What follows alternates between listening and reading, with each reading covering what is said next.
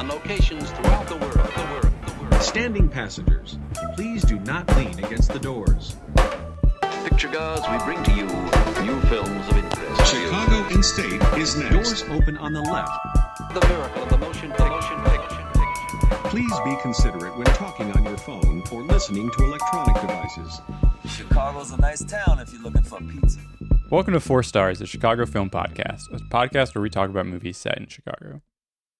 Each episode, we'll be discussing a different movie that's set in and/or was filmed in the Chicago area, its cultural/historic relationship to Chicago, and whether it's a good representation of the city. We want to figure out what makes Chicago movies different from movies about other cities, and to answer the question of what a Chicago movie even is. I'm one of your hosts, Paco Alvarez, a journalist based in Chicago.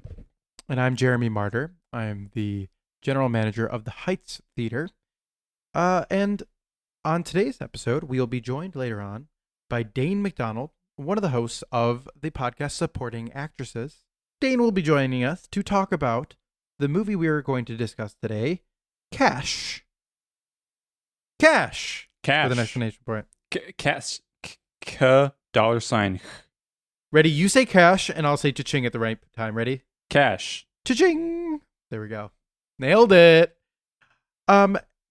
But first, before we discuss that, do you want to tell us a little bit about what was going on in the city in 2010, Paco? Yes, 2010. This is before we started high school. So this movie was had a couple of releases. I think it was released on DVD only in early March in the UK. It opened in 4 cities on March 26th. 2010, and then had a wider release April 2nd, 2010. So I went with that second date. And lucky for me, on the front page of the Chicago Tribune on April 2nd, 2010, was an article titled 20 million in loans to felons. Broadway Bank made millions of dollars in loans to 2 Chicago criminals, much of it while Alexei Giannoulis was a senior loan officer, even as the bank ramped up the loans to Michael Durango and Dimitri Stavropoulos, the two-faced federal time. I'm going to have a really fun time editing that together. That was brave of you. That was brave of you to go through too many Greek names. Too many Greek, Italian, Mediterranean names, and you read that very po-faced. That was very impressive, Paco. Good for you. Anyway, so this article is about I think we all know him because he is the current Secretary of State of Illinois. Well, I cannot talk today. Yeah, when you get your driver's license, he's on there, right? Yes, Alexei. I'm just gonna call him Alexei from now on. But before he was Secretary of State, he was State Treasurer for a while. And he was kind of a rising star in Illinois politics. And in the 2010 election, he ran for senator in Illinois, which is a completely uncontroversial position to have in Illinois. And during his run, there was this big scandal because so his father owned a bank called Broadway Bank. And in the 2010, the United States was in the midst of something called the Great Recession, and a lot of banks were failing. And Alexei's father's bank was going through some hard times, and while that was going on, it was revealed that the bank had been loaning money to 2 known felons who had served time in federal prison, who were going to serve more time in federal prison, and who were potentially connected to some other organized crime. And at the time that all that was happening, Alexei was the senior loan officer. And he always said that he didn't have anything to do with the loans and that he had no oversight. And that's what his brother said as well. But, obviously that wasn't a great thing to be revealed while you're running for U.S. Senate. Unfortunately, usually you have to wait till after you are a senator to do crimes. But he was he was a little too excited. He was, he was a pioneer. Yeah, he was a rising star. Yeah. But so the bank had been loaning just like millions of dollars to these two criminals whose names I said I don't want to try saying again. But I'll try. Michael Giorango and Dmitry Stavropoulos. yeah, it's pretty good. And so what part of what that money would go to, it was I don't think it was ever like proved exactly where that they were definitively using the money for illegal purposes, but like they did run illegal businesses and they were getting money from this bank. And like something was going on there, you know? So a lot of it was the bank would loan them for mortgages that they would then like run illegal businesses out of, including running like, a lending business, essentially being like loan shark types. And so even after the two guys had been, been convicted and sent to prison, the bank was still loaning them money, and including one loan that one of the questions on the loan application was, have you ever served in federal prison? Nice. And yeah, there was this one interesting, the Tribune article is very, very detailed, and it's a very good investigation of this whole situation. In one of the situations, the Broadway Bank gave the two guys a $1.1 million loan, and they used that money to pay $1.5 million for an office building at 88th Street and Ashland Avenue. But the Southside businessman who owned the property at the time told the Tribune he was not selling the business building to Durango and Stavropoulos, but rather was using it as collateral to borrow money from them. So that seems kind of like they were loaning this guy money that they received from the bank. Yeah. Yep. And so that prevented Alexei Giannopoulos from getting elected? It was one of like many like scandals having to do with Broadway Bank. And just a few weeks after this big investigation came out, so I found a Politico article from April 23rd, 2010. So just a few weeks after April 2nd, 2010, that talks about how regulators have seized the Chicago Community Bank owned by the family of Senate candidate Alexei Giannoulias. So the bank was seized. It did go down. And there's a quote in this article that has one of the greatest spins on bad news I've ever seen from Giannoulias. In a Friday night press conference, Giannoulias painted the news as a reason to support him, saying, the knowledge that what has happened tonight is just a sliver of the hardship which has become endemic in our society, so strengthens my resolve. So because he knows the inner workings of how a bank went down, he should be trusted with. Yeah, being a senator. And that makes sense to me, and he'll have my vote. Yes. So Giannoulias did lose the election. So for 6 years, one of the senators for Illinois was a Republican, Mark Kirk. And Giannoulias he's pretty much since then cleaned up his image, and I know that now I think a lot of people are suspecting he may run for mayor, which is interesting given his past run-ins. But yeah, that's what was going on. It was a big scandal. And now to our conversation with Dane McDonald about the film Cash.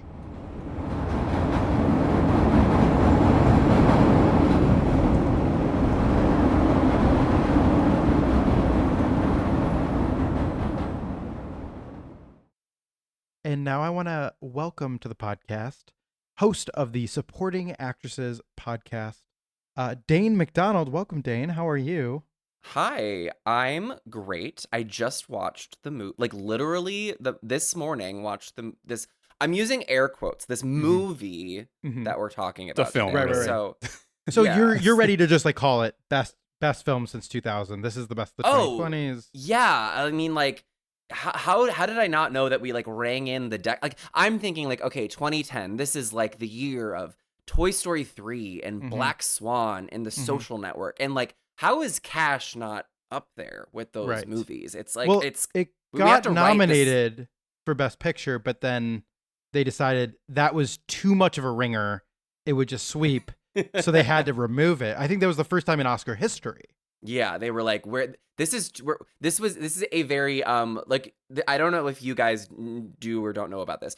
Are you guys aware that Julie Andrews like declined her Tony nomination for Victor and Victoria because I do she know was this. Okay, so this is a like Sean Bean was like, we rescind these nominations. It's unfair. We have to let Tom Hooper's The King's Speech have a shot. It's too good. It was too yeah. good. And I'm really happy that we invited you to do this, Dane. To get sincere for a second, I'm a big fan of your podcast, which was Thank called you. Chasing Amy Adams, which is rebranded Yeah. as of late to Supporting Actresses. Yes. Because as listening to your podcast, there are just a certain type of movie when you are going through any actor's filmography, as if you were going through Chris Hemsworth's filmography or Sean Bean's filmography, yeah. where you get to a movie like Cash. Yeah. I really love the Moonlight Serenade episode of your podcast, which is one of the most forgotten movies ever made. Yes. And I thought, great, we'll have Dane on. And Paco was like, yeah, they cover some.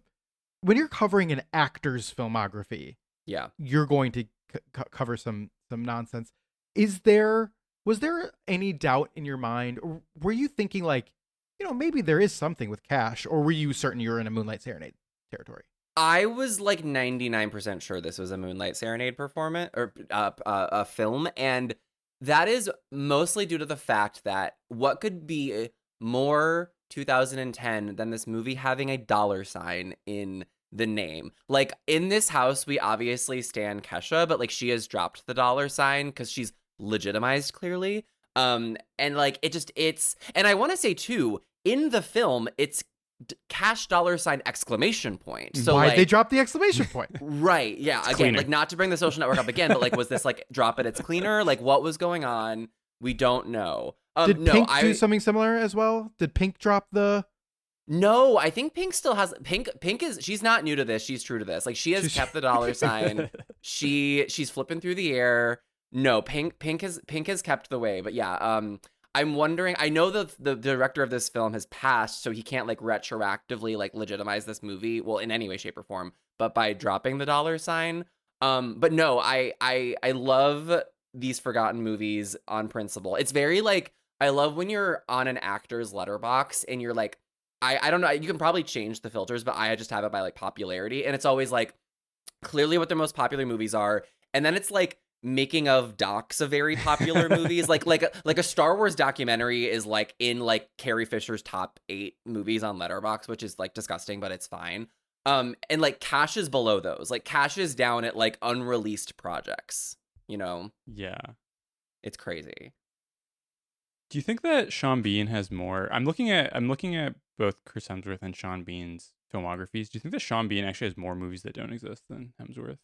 Because like I feel like this is like maybe the one of like the very few Hemsworth movies that like no one has ever heard of. Yeah, he very Yeah. quickly got legitimized after Thor, where I feel like if you have him in your project, it's like an automatic green light. Whereas I Yeah. feel like Sean Bean had the opposite, where he was very popular for a period of time, and then he was able to do the red box thing, where he could be in a movie that was released across the seas and on Redbox, and people would buy it because of his face. Mhm. So I feel like he got caught in that Bruce Willis territory where he just got put in projects. So you're probably right, Paco. I'm guessing that there are more projects of Sean Bean's that are like this than Hemsworth. Yeah. Yeah, and like Hemsworth, like it's crazy that this is like a year before Thor. It's like right around and I know that Sean Bean like obviously was in like Lord of the Rings and like had a career, but like and then he doesn't like continue in Game of Thrones famously.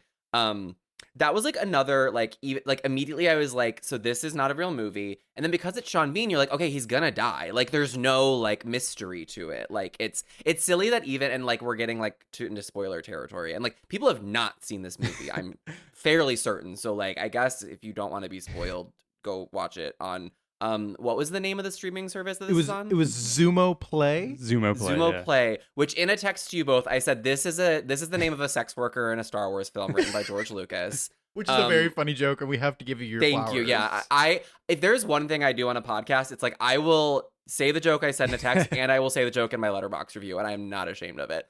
Yeah, Zemo Play, crazy. Yeah, I think Zemo Play's scene was cut from that scene in Attack of the Clones when they try to sell death sticks to. Oh, the death sticks. That's a good call. Yeah. I was thinking of the scene in the added scene in what's the one with the A New Hope. No, they added the musical scene where it's like the guy Return of the Jedi. Return of the Jedi. In Return of the Jabba's Jedi. Palace. Thank you. Yeah, in Jabba's yeah. Palace. Zumo Play is a background singer there. Okay. Yeah. Ugh, justice for Zemo Play. Yeah. When is she gonna get her Disney Plus spinoff? That's I mean, Dave Filoni, pick up the phone. You know, obviously we're recording this Mandalorian and Grogu opening weekend, which is gonna do gangbusters. So like, he's gonna have that blank check for Zemo Play.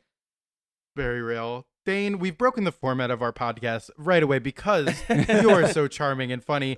But I just want to get to the point where I'm asking you the question that we ask all of our guests. What is your connection to the city of Chicago? Yeah. And what's your Chicago origin story?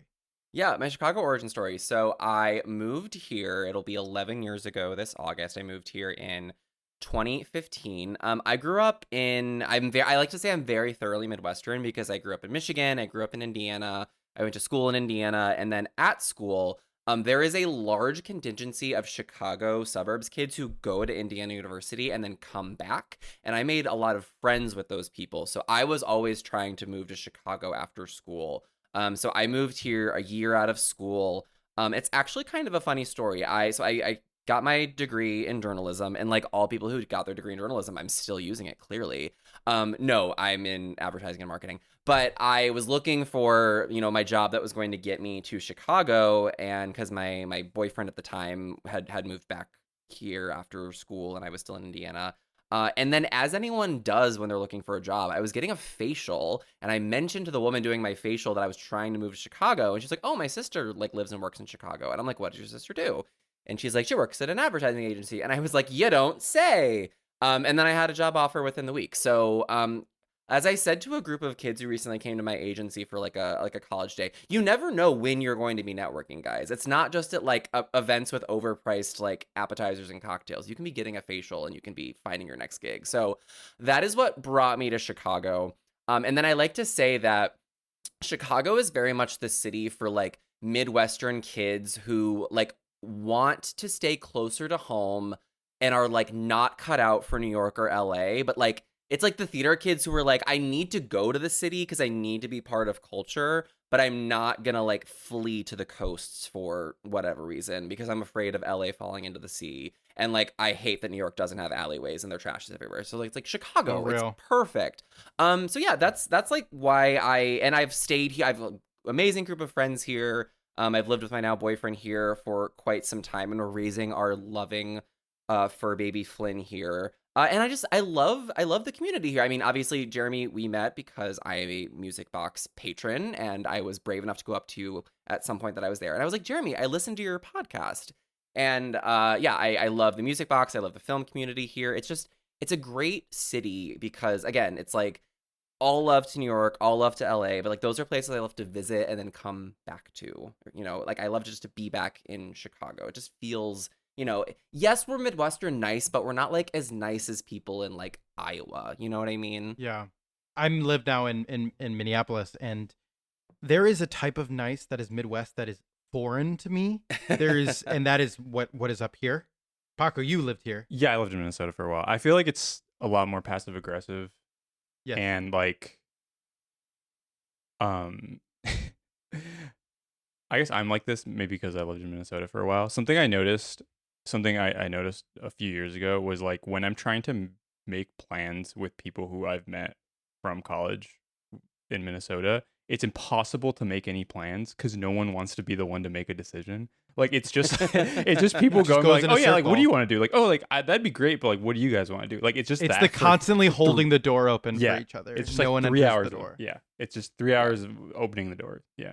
Yeah, like we're not above saying "ope" in Chicago, but like it's not every other word out of our mouth. Like there is like a slight gap in that niceness when you're in the city of Chicago. Yeah, and you're mentioning the going to the big city feeling, and I was recently I'm constantly watching kids movies because I program a series for cartoons and classics, and it reminds me your story reminds me of Babe Pig in the City. I always identify with Babe going to the big city. Truly, that's what I'm imagining when you're entering in. There's a a landmark for every city, and Chicago does have that feeling of the city, capital Yeah. T, capital C. It's the city, and everyone. It's like a repository of people from all around, like Missouri, to Michigan, Minnesota. Minneapolis is a big city. Detroit's a big city. But Mhm. people from those areas end up in Chicago at one point or another, for the Yeah. most part. Whether or not you move back home, I think Minneapolis, they call themselves Boomerang because they'll move away and they always come back home. And I think that's also a very Midwest thing. And being someone who's from that city, I've made some of my best friends from people who are transplants who respect the city. Like I think that like the difference between a transplant who tries to make like a true villain transplant, our idea of like the common gentrifier, and someone who tries to integrate into the city and be like, let me have a modicum of respect for the history of Chicago. And I think that there is a type of transplant who is like that. There's also a type of city dweller, a type of Chicagoan who has zero respect for the history of this place, zero respect and understanding of what Chicago is about. And I will say, Dane, you seem like the type of person who wants to understand what's at the beating heart of Chicago, and that's why you're a guest on 4 Stars, a Chicago film podcast. Thank you. That means a lot, especially like there's not really like a set definition of like when you become like a true in this case Chicagoan or like member of the place you have lived. And like I said, I've lived in a lot of places and I've never totally known how to identify. Like I used to think it was just more interesting to be from Michigan, so I would say I was from Michigan. And then after the 2016 election, I was like, well, I don't want to identify with Michigan anymore. And I never really wanted to identify with Indiana. So like I feel like being here in Chicago now, I can be one of those respectful transplants and I can feel like I'm part of the city, because it's really between like this and like Walt Disney World, which is like the other place I spend most of my time. And like as much as I love Walt Disney World, it is in Florida. I like to describe it as like the Vatican, where it's like its own like sanctioned like state, but unfortunately that sanctioned state is still within the confines of Florida. Though I always have love in my heart for Florida. I come from Florida folks, so yeah, I embrace my identity as a Chicagoan, and I respect you both for seeing that. I appreciate me. that. I appreciate Yeah. that. And I think, I mean, we have a deep respect for the type of person who comes to the city and tries to locate the different landmarks and the different beating hearts, the different centers of life. Like the Music Box is one of them for sure, but Yeah. there's many different parts of Chicago that I feel like don't get the sort of respect and the understanding. I mean, I was watching Cash going, this is honestly such a terrible movie, such a bad movie, but it actually does shoot the city in a way that felt more respectful than like better movies Yeah. that are not Chicago. Like I won't say the title of this movie because it feels a little rude, but there's a 2020s release that is nominally Chicago about the history of this place. There's actually multiple that were released in the pandemic that I felt truly like this is probably the most attention Chicago's getting in years. Fuck it, I'll just talk about them. Aaron Sorkin's Trial of Chicago 7 Well, is one. That's the one you didn't want to name? No, the one I didn't want to name is because I can't remember the name of it. What's the Lakeith Stanfield Fred Hampton movie? Oh, Judas and the Judas Black. and the Black Messiah. Judas and the Black Messiah. That's a better movie than Yeah. Cash. Judas and the Black Messiah. I'm gonna go on record. A better movie than Cash. Does Thank you for your not bravery. have any interest in telling the history of Chicago. Like, Yeah. like next to none about like utilizing what makes this city, the heartbeat of the city work, and try to understand like why using locations matters, why grounding people in the experience of, the murder of Fred Hampton, like a very important part of the city's history. It makes zero effort to try to actually understand the city. Whereas like Cash maybe was on accident because they had to film on Irving Park in Hamilton. They actually shot the city. And like I was like, hey, that's a recognizable landmark. That's a recognizable street that feels like Chicago. And so like the project of this podcast is to locate what feels like Chicago. And this is one of the worst movies I've watched in a while. And it somehow felt more Chicago than some other movies. I just wanted to throw that out there and see what you guys felt about that. Yeah, I mean, I think when all you have is a camcorder and a dream, like you're gonna end up like embodying the place in which you're going to turn that camcorder on. No, I agree with you. Like I had many thoughts watching this movie. One of which was like, if there is one thing you can definitively say about this movie, it takes place in Chicago. I believe the Dan Ryan gets like 5 shout outs. It also struck me that like this movie smells of like, I've just watched The Dark Knight and I think I can do that too. Like it, because again, like, I know that they had like $5 in a dream, so like the chases and are not like, obviously at a Nolan level, but yeah, like it does capture like, and I mean this in the most loving way possible, because like obviously Chicago has incredible architecture, to your point, Jeremy, incredible landmarks, but there's also like a very vanilla side of the city in between all of those things. And this movie exists in that. Mhm. And I think coupled with the fact that like the late 2000s / the early 2010s were a very vanilla time, you just get this like complete washed out nothing. And I think that like that still could be interesting with like good performances, which this movie doesn't have, or call me old fashioned, I think movies should have themes. This movie doesn't have themes at all, unless you guys found any. Let me know. I kind of feel like money is maybe the root of all evil. I kind of like that's kind but of like totally, but like I don't know. Again, let's take a look at the time frame. Could there be like a recession going on that we could explore? Like there's no like, I don't know. I guess just like, to me, stumbling upon a bunch of cash and then deciding to go to like the Room place does not a like connection make thematically. But again, I'm willing to be proved wrong, because you both, you guys are the experts when it comes to the city on film. So again, you guys tell me if I'm off base. Yeah, here. don't talk shit about the Room place. No, Chicago's finest. I was begrudgingly giving this movie one iota of respect. One, and I mean one, for its connection that I was making, and maybe it's because of this project that Paco and I are doing, but we had just watched a movie called Normal Life, which I'm not sure if you've seen, which is about bland suburban sprawl.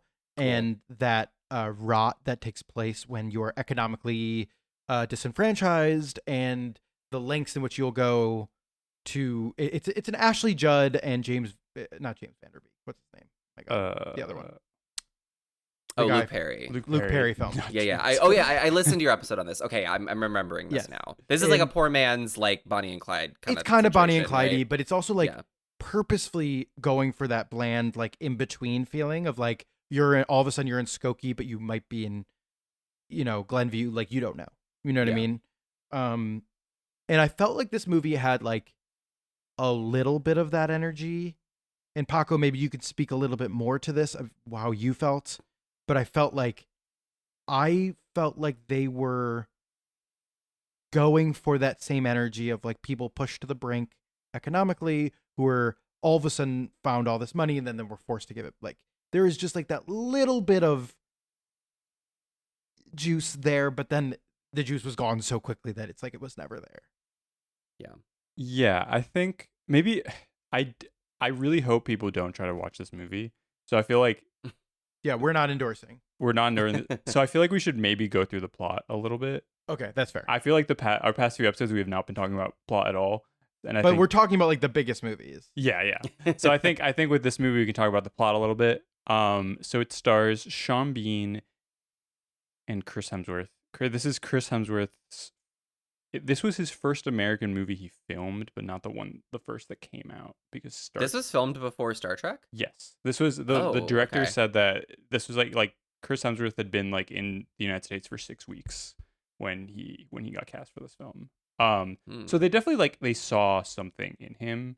I mean, probably just because he's so handsome. So like I think they knew that this guy. Yeah, they saw something in him. For sure. Striking blue eyes. Yeah.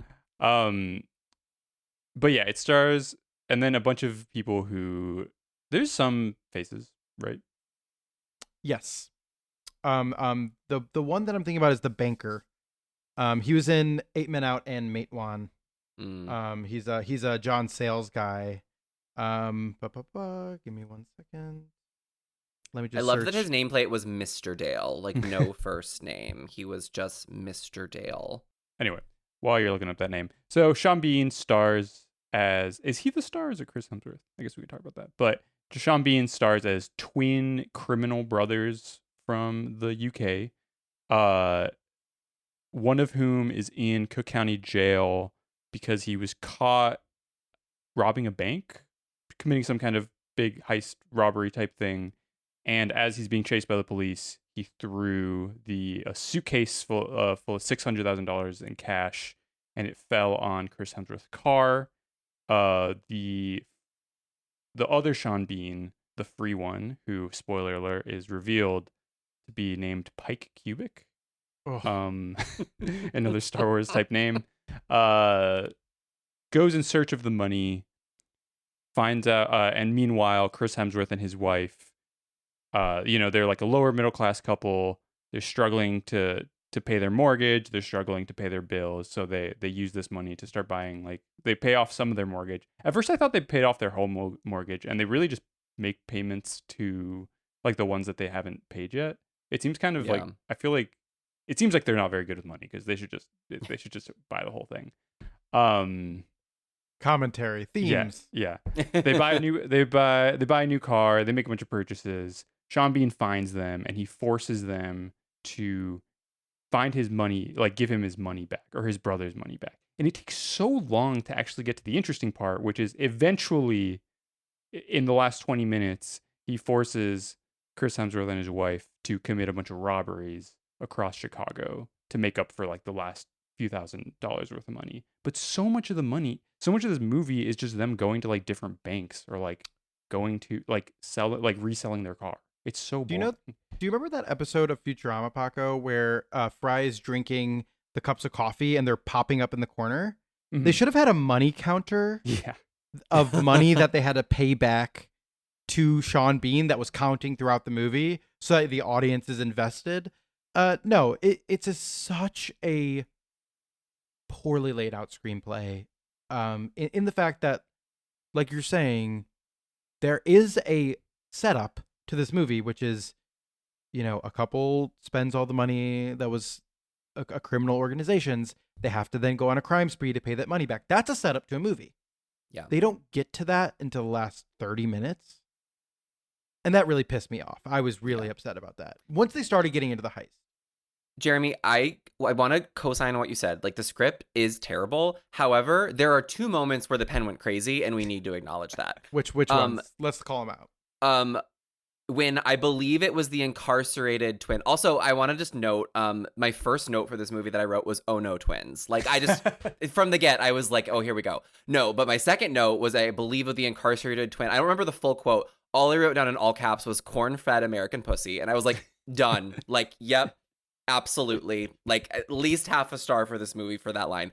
And the second is when he goes in to figure like because like part like it takes about 20 minutes of him like going and looking at people who bought cars with cash because he like assumes someone will go buy a car with cash, which again like that needed to take 20 minutes of course. But like the dweeb who works at the car dealership, I believe it's in reference to him saying like, what would you do if someone paid for a car in cash? And I quote, he says he would cream my Calvins. And I was like, all right, half a star for that line. This movie's at least getting 1 star on Letterboxd because again, the pen went crazy on those 2 lines. Again, the screenplay sucks, but like 2 times the pen went crazy. There's one more line that I wanted to shout out as well because this is an overwritten movie. It's not underwritten. It's an overwritten. 100%. It's very verbose.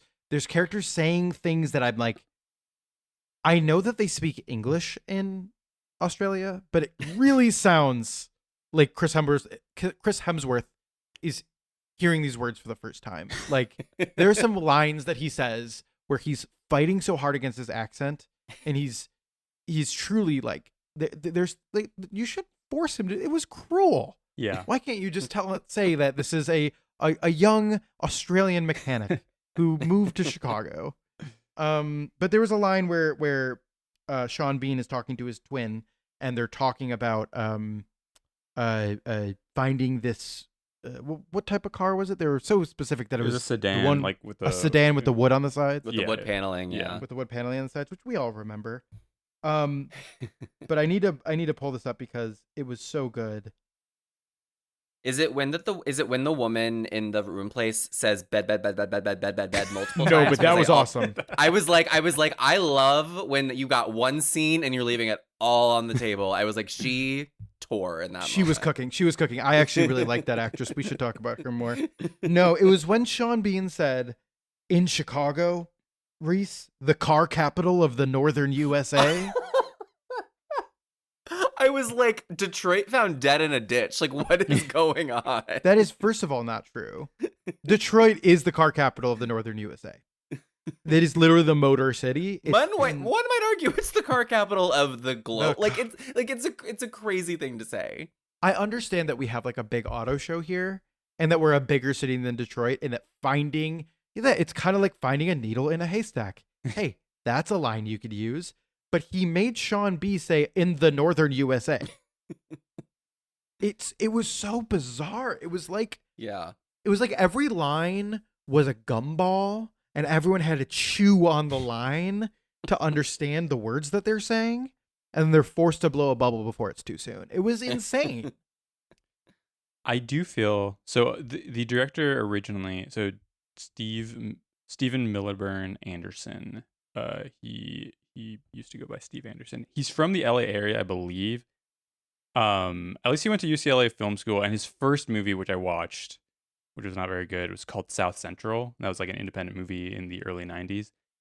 So I think he initially wanted to make this movie in LA, and then the producer, who is a Chicagoan, convinced him to film it in Chicago. And I do feel like there's some, like, the car centricity of the movie is maybe just like leftover from the LA, because they keep mentioning how many cars there are in Chicago, and like there are a lot of cars, but it's not the thing I think about the most about this city. No, LA is clearly, because it's like LA. It's like people crash into you and you can't even feel it. Like that's.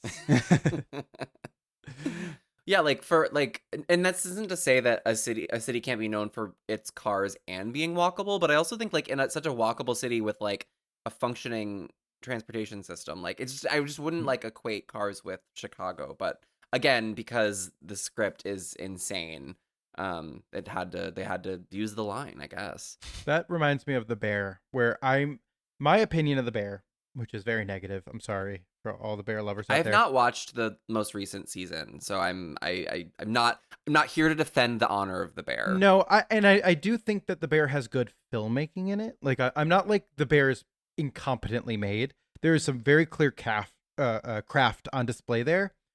I doubt The Bear in terms of its inception, its Chicago connection, what it's saying about the city, kind of like the things that we talk about in this podcast. I think The Bear is very it feels like it's back up against is up against the wall, and in my opinion feels like The Bear is very clearly written for New York City. that it was going for like a chopped cheese or some place like that, or like a Philadelphia. What's their sandwich called? The cheesesteak. A cheesesteak. Oh, Philly cheesesteak. There we go. There it is. And then they pivoted to Chicago last minute and made those final changes. The guy's from the suburbs. The creator of the bear. The creator of the bear. I think whether or not that's true, it feels like that. Like, I don't really care about truth. I'm not a journalist. I'm saying what it feels like, and I feel like the bear feels like someone who mad-libbed their way through a different city. And like, when you're writing a show set in Chicago in 2020 and you have a character pulling out a gun and shooting it in the Gold Coast up in the air to get people's attention, you truly do not understand the city of Chicago. Like, that is in the pilot episode of The Bear. And it feels like someone who just did a cursory search of what Chicago is like. They're like, oh yeah, there's guns. And to me, feels like this movie has that case too, where it's like, we very clearly just like crossed out LA and rode in Chicago. We had the freeway in LA, and we put the Dan Ryan in there. There's just like, we didn't even change the script. We didn't go back to like we're going to change this conceptually. And that's what this movie feels like, which is okay. Was this entire movie filmed in Chicago? Yeah, because I think okay, so. I couldn't tell like where they lived because it was just the most like nondescript suburban home, and I was like, this could be anywhere. I mean, today I drove to, earlier this morning, I drove to H Mart in Niles, and to get there I drove through like Sauganash and Edgebrook, and there's so many types of houses that look like this. You know, there's like, I feel like the like northern western West side. Yeah, west side, like really far, like northwest and southwest, like where all the cops live. Like, this is where it how it looks like. And I feel like that's kind of the vibe I got from Chris Hemsworth's character. Like, he's like, maybe he's not a cop, but he's like a guy who, like, do we find out what his job is? Don't remember. He's wearing like a mechanic suit. Oh, so he's a mechanic. Yeah, okay. a plumber, a mechanic. He's some sort of, he works, Yeah, he seems like a guy who failed the cop test, because they were like, you're from Australia, you can't be a cop. Yeah, I loved that, like, even though this movie is way too long and way too overwritten, like, each character has like a slight thing that defines them, which, like, I guess again, like, we're reaching here, but like Chris Hemsworth's whole thing is like, maybe he wanted to be a cop but he couldn't. Leslie's whole thing is that she like has a calculator. Like, that is her entire character arc, is like, for some reason in the year of our Lord 2009 or whenever this movie was shot, she's still using one of those like paper calculator. Like, I was like, this is insane. And then I guess Sean Bean's is that he like does yoga in these like weird, like vaguely Asian looking pants. I don't entirely understand what that was. Like, such and a again, bizarre like, movie. I really don't want to like do like shots fired on Sean Bean, because like I don't want to be like another person who kills Sean Bean. Like, that's like his whole thing. But like, I will say, even though this movie is like poorly written, poorly directed, like blah blah blah, because Sean Bean is about like as intimidating as a baby Muppet in this movie, like, you are like never you never feel any sort of danger for like anybody, and there's just like no charisma coming out of any of them. Which is especially fun when it gets to the whole like, maybe Leslie wants to fuck him thing, because then you're like, I don't get this at all either, because like everyone in this movie is like a genderless, sexless Barbie doll. Like, there's like nothing going on sexually here. But again, like, we got to put it in the script, because we're writing this movie crazy. Yeah, we're going crazy style on this one. There's like that whole scene where they just had sex, Chris Hemsworth and his wife, and she's like, we should do that more often. I'm like, what is going on? Who talks to their loved ones like this? I think that this movie, I guess, like, there are two sort of themes that like I could almost see in the movie. I think like this movie suffers from a lot, and part of it is it's simultaneously like too shittily made and too well made. Like, it's in this like it should either be like way stupider and like way more low budget and not have Sean Bean and Chris Hemsworth, or it should be just like significantly better. And it's in this weird in between zone where just like nothing hits at all. But I think Yeah. they're supposed to be. I could see a world where they're trying to make some kind of, analysis of like the relationship between like money and masculinity, and like there's like the fact that like like Chris Hemsworth isn't able to support his family, and like here's the Sean Bean guy who's like in control of everything, and like they're kind of like there's always like when when Chris Hemsworth eats the raw meat to try to like I prove wanted he's to a talk real about this so bad. Crazy. because so in the movie it's revealed for some reason that Chris Hemsworth and his wife don't eat red meat, and Sean Bean forces Chris Hemsworth to like make him eggs and Make me eggs. I want them scrambled. Yeah, Yeah. with ground beef, nothing else. Because you can't properly cuck somebody unless you eat raw beef. Like Yeah, that is the rule. So Yeah. it makes sense. Yeah, Call and it then beefing. yeah. And then later on, Chris Hemsworth tries to show that he's a man by eating the raw meat himself. But not in front of everyone. Like he just kind of just does. doesn't- He does it to the side. And in that moment, I kind of respected it because he did it for himself. He did it for himself, and you have to respect that. Yeah.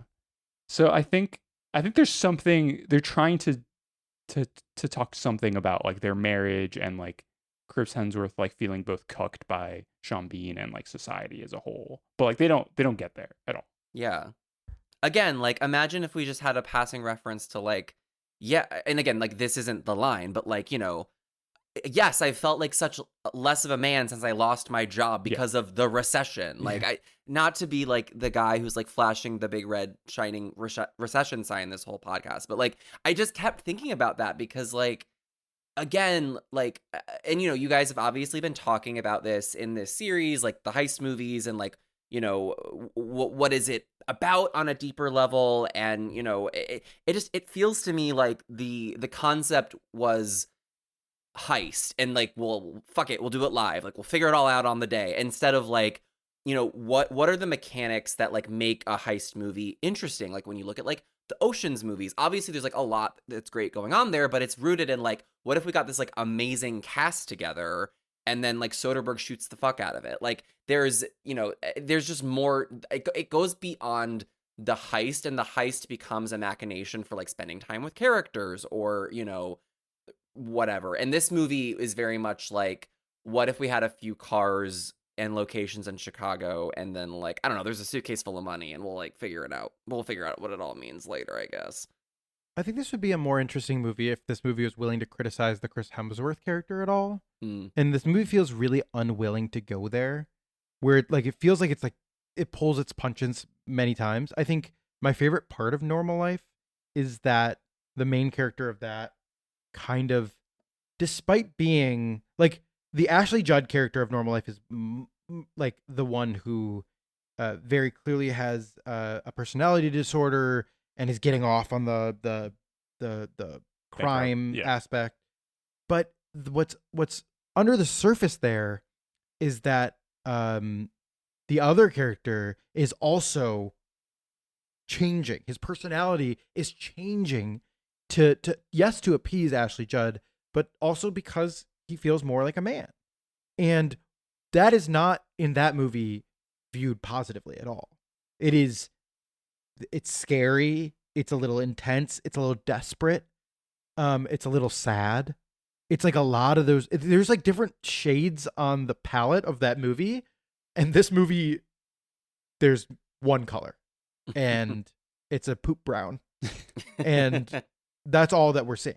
So I feel like there was like all of a sudden when the wife character in this movie starts to come on to Sean Bean, I'm like, where did this come from? Like this wasn't built into it. There was no like she's losing herself in this. There's no building to an arc here. It's just now the movie's deciding to do this, and then it pulls that like last minute. It's just like, never mind, they're good guys. They returned all the money. They return all the money. She changes her hair color. They've grown as people. Right. Does she try to wearing flick, glasses? Does she try to flick the bean before or after the? She flicks the bean. During the convenience before or That after was the before. convenience stores. It's when she starts to sit next to him in the car. That's when Okay. the bean's being flicked. If they had just started the bank robberies like 30 to 40 minutes in, then you can build up to like they're kind of, you know, she is, because she seems to be more into the bank robbery or like the convenience store robberies. Yeah. Like in kind of an Ashley Judd way. And like if they had built those in earlier, they could have had that like build up to her wanting to sleep with Sean Bean because like of like the thrill of it, you know? Yeah. But they don't build it up at all. It's like over in 10 minutes. And there's a racialized element to the types of people who run convenience stores that this movie is completely unwilling to try to look at. It's willing Yeah. to say racist things, but then not be about the type of people who are racist. You know what I Yeah. mean? It's willing to be like, ooh, edgy dialogue to inform how fucked up Sean Bean is. But then like she pistol whips an Asian woman in the head. They make sure to say on the news this woman's Yeah. that this is happening to her, and then it completely cops out that this is just a white woman who's trying her best. It just is like, make it about that then. Like, if you're gonna go there and you're gonna use that imagery and you're gonna talk about the disenfranchisement of this like white working class thing, then be about that. Make your movie about that. Why? The answer is that they don't know that they're playing with that fire, but Something very strange about the race stuff. Can I go into like this little sidebar of some of the research I did? Absolutely. please, please. So I thought I wouldn't be able to find anything about this movie, and I found way more than I possibly wanted to read. But I guess one of the stupid things. So I found this Screen Rant interview with Steven Anderson, where he mentions that the two themes he was thinking about the most were about, I guess maybe this is where I got this from, was about like how women are attracted to badasses and how men are. And the biggest thing I see today are that most men are cowards, so I wanted to examine that. Women are attracted to the badasses. They want to hang and bang with the motorcycle riders, but they don't want to marry them. So that's one of the themes of the movie. Hang and bang. This is my man who wrote Cream My Calvins. Like, Yeah. he, like I said, pen goes crazy. We can't lie. And the other theme was money. It's this mystery and it changes people. So it's about how money changes people. And then he also says that the movie was inspired off the Milgram experiment, which I don't really see that at all. Do you guys know the Milgram experiment? What's the Milgram experiment? It's this famous experiment at Yale University. It's like the one where they would be talking to, they'd have two people in a room, and they'd have like an authority figure behind a window, or maybe the other either way, it involves like one person having the ability to shock another person, but it was like a fake shock. But the person pressing the button to shock the other person doesn't know that it's fake. And so they have a person in authority telling them like, keep shocking this guy to see like how far like people will go when a figure in authority will tell them to do something. And then like eventually like the person being shocked like dies. And like it's just it just kind of, the experiment, it was very unethical, but it proved that like, oh, people would just kind of like listen to authority. And it was in the wake of Nuremberg and stuff. So it was this kind of big deal about like the banality of evil and stuff. So that's one of the themes of this movie. I don't really see that. Where is that? I have no idea. So is Sean Bean the authority figure telling them what to do? I guess so, but like the authority comes from like they owe him money and he's gonna kill them. Like it's not like an experiment where they're just like, it's not like the Milgram experiment where it's just like, oh, there's this like vague authority figure telling you what to do. Like there's like actual consequences if they don't do this. It's not like, it's like being threatened. It doesn't feel the same at all. That's extortion. That's not the same thing at all. Yeah. You need to be a willing participant in the Milgram experiment. Yeah. Anyway, so what the race stuff that I was mentioning earlier. Okay, wait, I do want to say one last thing. The movie, so Stephen Is it Milburn, Cream Your Calvins? Because No. we yeah, we keep saying that. Yeah. Stephen Milburn, he did die in 2015, but he had another movie that he wanted to film in Chicago, and it was called A Man, a Midget, and a Deck of Cards. And unfortunately, we'll never see it. It was actually a really sensitive portrayal Yeah. of the card shark scene in Chicago. Yeah. Sorry. That sounds like we are better off for not having it get made. I'm sorry to this man and his legacy. But But anyway, so this movie was produced by a Columbia College, not graduate, but I think he just went to Columbia College. So they had an article about him. Naveen Chathaparam, and he is I don't know if he's Indian or Indian American.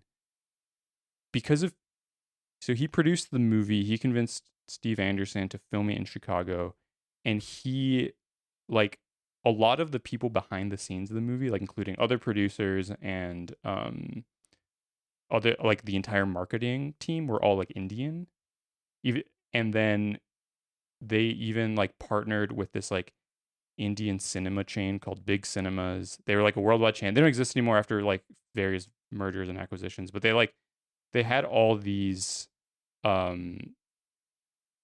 theaters, and they like were specifically promoting Cash to South Asian audiences. Like there's just like these like video podcasts that they uploaded to YouTube where they like said like we were trying to like energize the South Asian audience to like go see Cash, which is so weird to me given the only South Asian character is like a Sikh guy who they're racist to over and over again.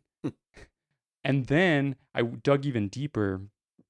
The guy who plays the Sikh man in the movie is the brother of a famous Bollywood actor. He's not even Sikh. And they have him kind of like putting on brownface in the movie. It's so strange. I got really nervous. Like, I didn't know like the level of brown face going on in that scene, and it's not as bad, I guess, as it could have been. I know like the sliding scale of brown face is not something that like we need to explore on this podcast, but like, it's really icky. It's just so baffling to me that they were like specifically like, imagine like going to see this movie like, oh yeah, like I got, you know, like it's in this Indian cinema, like obviously like has all this like Indian production, and then you go see it and it's just so racist. Well, we've been sort of doing prep on this podcast, Paco, for a future episode. Yes. Where we've been watching movies made in Bollywood. We've been watching the Doom franchise. Do you know Doom, Dane? I know I've heard of it. I've not seen one. So this isn't Doom starring The Rock and Rosamund Pike from 2005. No, I'm it's assuming. DHOOM. Doom. Okay, yeah, I've jokes that I have heard of these movies, just haven't seen them. The third Doom movie is set in Chicago. Yeah. And it is a heist franchise. So we are rolling in the third Doom for this series, which we're going to be doing with Siri Chilakuri, right, Paco? Yes. We haven't recorded that episode yet, but Paco and I are watching movies made in Bollywood that are incredibly entertaining, colorful, full of life, too much going on. And I'm like, if there was not that like all movies targeted towards Southeastern audiences need to be Bollywood movies, but like if it had 1% of that energy, I would be all over this movie. There's nothing entertaining about this. It's so dour and so, I don't know. I'm really curious what the budget for this was. I found like an article, a Chicago Tribune article about like the tax credits available in Illinois and Chicago for movies that film here, and this got a 20% tax credit, and they refer to it as a mid-budget movie. So I think it's like it cost more than you would expect, which is very, because they paid for Sean Bean and Chris Hemsworth. Chris Hemsworth. Do you think Chris Hemsworth's rate was that high back then? Probably not, but probably not, because I think it was before Star Trek. I guess he'd been like kind of big on Australian television. I don't know how that translates to. But I feel like he was maybe one of those people that they just knew was gonna pop. Mm-hmm. And you could tell that they paid the Sean Bean money because of how bad the music is. The music is the type of music that would be playing in a car in GTA. Like, not even that. Like, GTA famously licenses so much music. Real music. You're right. So, a GTA ripoff. Yeah, it's a GTA ripoff where you're going through a city and you're in a car and it's playing fake music. Yeah. That's the type of music that's in Cash. You got Sean Bean, you know, just do a little bit more fundraising and find some real music. Find like a real musician, find some, you know, just get a real song in there. Get it. Well, Sean Bean, we should talk about him a little bit. Yeah. Because we've sort of floated around this idea of Sean Bean. I think his cultural identity is the guy who dies in movies, right? Yeah. Yes. And it's funny because he said that he was attracted to the script of this movie. And maybe that's just a thing you say on the press tour of anything, right? Where you have to come up with something to say. So I don't take the words of actors who are on a press tour as like gospel. But there has to be some level, like you could say no. So for me, I'm trying to contextualize this okay, Sean Bean got famous, I think from James Bond, no? He was the villain. Like he's the villain in GoldenEye, right? Yes. He's Yeah. 008 Yes. or 006 or Yes. what? He's on one end of that. Yeah, like he definitely like breaks out with GoldenEye, and then like I guess Lord of the Rings like solidifies it to a degree. There's some movie series. Oh no, he was in a television series called Sharp, about a Napoleonic a fictional soldier during the Napoleonic Wars. I think that was his breakout before he got into movies. And he continued to be in action movies. He continued to be in stuff like Equilibrium and Silent Hill and Ronin. Flight Plan and stuff, right? Like he's in stuff. But and of course Lord of the Rings. well, yes, okay. So but like in between, like he was sort of just like a plug and play auto gravitas guy, Mhm. right? Where it's just like if you have Sean Bean in your movie, there's an air of legitimacy. There's a guy who can say a line, he can chew on a word. He's the villain of National Treasure. You know what I mean? Like he's the guy who can say ridiculous things in a way that sounds legitimate. And I think that is a type of Hollywood career where you don't have to be in art films. You could just be the guy who lends your gravitas because you are, British or, European in that way, where like Americans, us dumb Americans, we're like, oh, that's automatically a guy who's fancy, who's clearly trained for the stage, who seems like he could have played Hamlet. You know what I mean? Like, so it's like that is a type of guy who could just have a career in Hollywood. And he seemed very content in that, or I don't know what he likes, but that's the type of movie that he seemed okay with doing. And then I think he had this late in career resurgence with Game of Thrones, right? Where it's like he's clearly drafting off of that Lord of the Rings thing of like, I can lend my gravitas to a fantasy franchise. I know for a fact that like people who don't watch Game of Thrones, did both of you watch Game of Thrones when it was airing? Yeah. I watched the first 4 seasons. So most people don't know that he dies in the first season. Wait, Right? really? Like, I feel like that that's was what I a- knew about it. That was like the big shock. That's like the big shock. Obviously, people who like read the books knew it, but I think the common people who were not like Game when of Thrones you're heads didn't know. when you're like signing on for Game of Thrones, you're like, oh, the star of Game of Thrones is Sean Bean. Yeah, that's definitely how they promoted it. And like Yeah. when you look at the actors that they initially had, he was definitely the biggest one, right? And so does his reputation for the guy who dies in movies, does that come before or after that? I think it was before. I remember this was like around the time that I like. So then why didn't we expect it? Like, why was that the cultural understanding? You know what I mean? Like, I guess I'm just like, why Yeah. why I was think it it such was a big like- shock? I feel like maybe it became the definitive thing with that because, like, if the idea is Sean Bean is leading an HBO series, like, he can't be killed. Like, Yeah, this yeah. is like, he's bulletproof. And then when he it was like, oh, we got. Like, you Yeah. know. Like, Of course. So I think he, like, had the reputation. And I think, like, that's, like, a really big Lord of the Rings thing. Does he die in Flight Plan? I have not seen Flight Plan in a long time. He probably dies in Flight Plan. He also probably dies in The Island. I really love The Island. Oh, We don't I need to love make The this Island. We're big The Island Island- fans here. God, The Island Oh. rules. Rocks. Yeah, again, like Like, I'm not a Michael Bay defender, but like there was something in the water between Bad Boys 2 and The Island. I'm like a minor patriot. Like I see, I see what other people see in Michael Bay, but I think that it's like ill-advised, and I'm not a defender of any of his politics or where his perspective is coming from, but I am intrigued by it.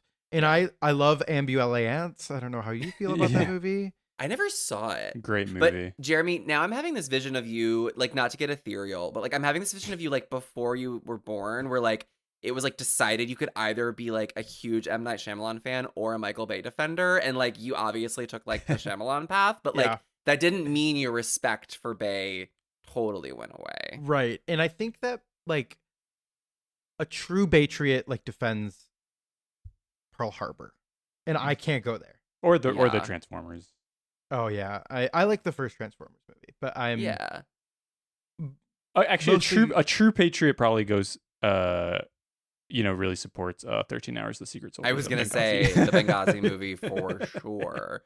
No, I'm not brave enough to watch that. Yeah, you know what I mean. Like that's why I'm not a patriot. I'm a totally. Shyamalan defender because I'm willing to go into the trenches and watch the After Earth, some bullshit that he made. So yeah, I identify, not to like bring in like an antiquated system of defining sexuality, but like I identify as like pretty Kinsey 6 gay.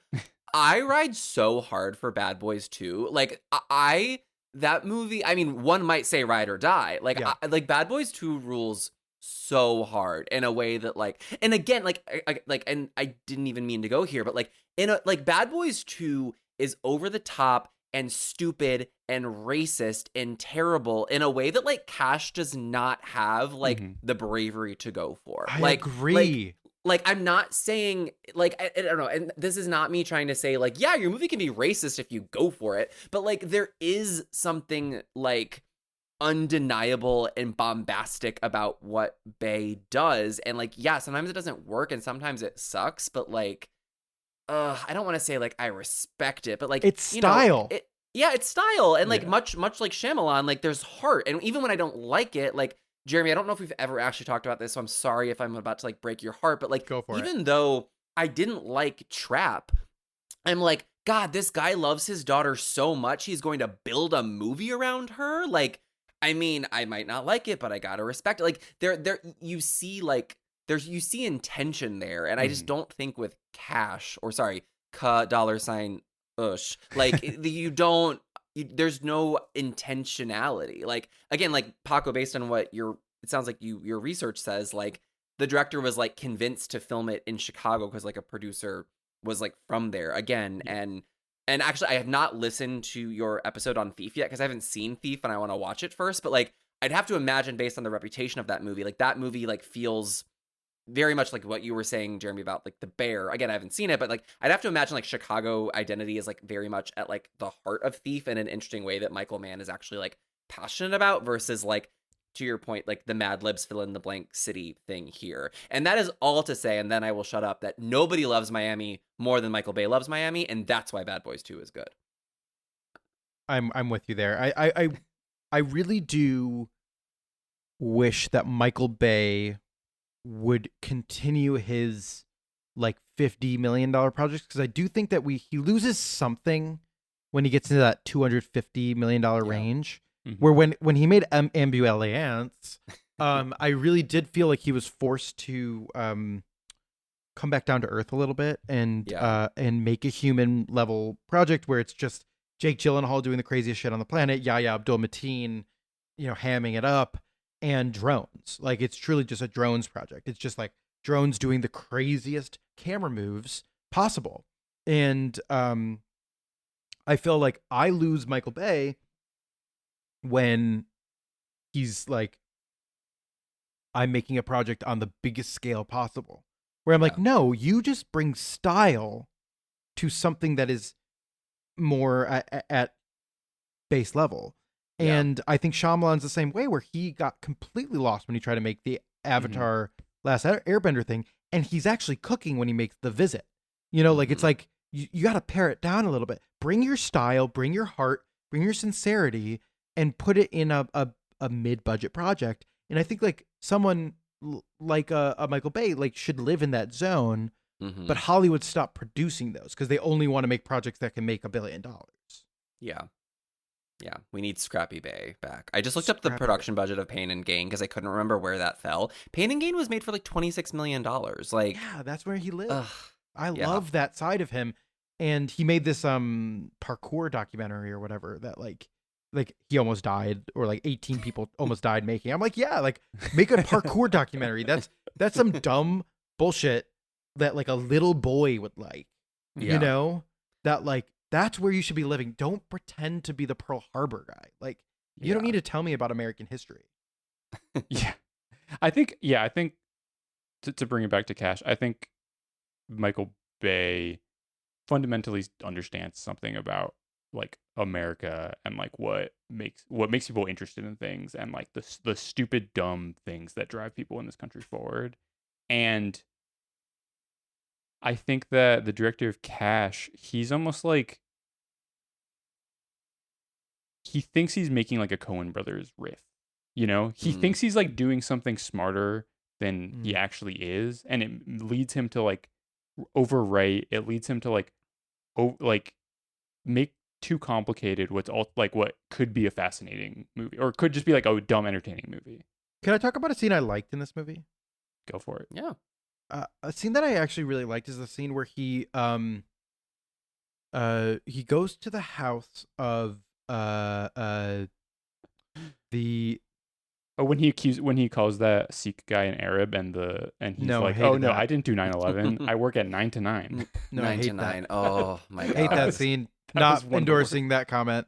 No, the scene where he goes to the other guy's house and the guy is guilty of stealing money, laundering money. Yeah. And that actor is actually pretty good. In that He's scene, in a lot of shit. He's in a lot of stuff. And Mike Starr. that scene actually had Mike Starr. He actually had some juice there where he was like, oh, this is a guy who's like laundering and embezzling money. There's some guilt here of this character, but it's not guilt that has to do with that other crime. And I almost thought that there was going to be some thematic tie there to like what they were doing later.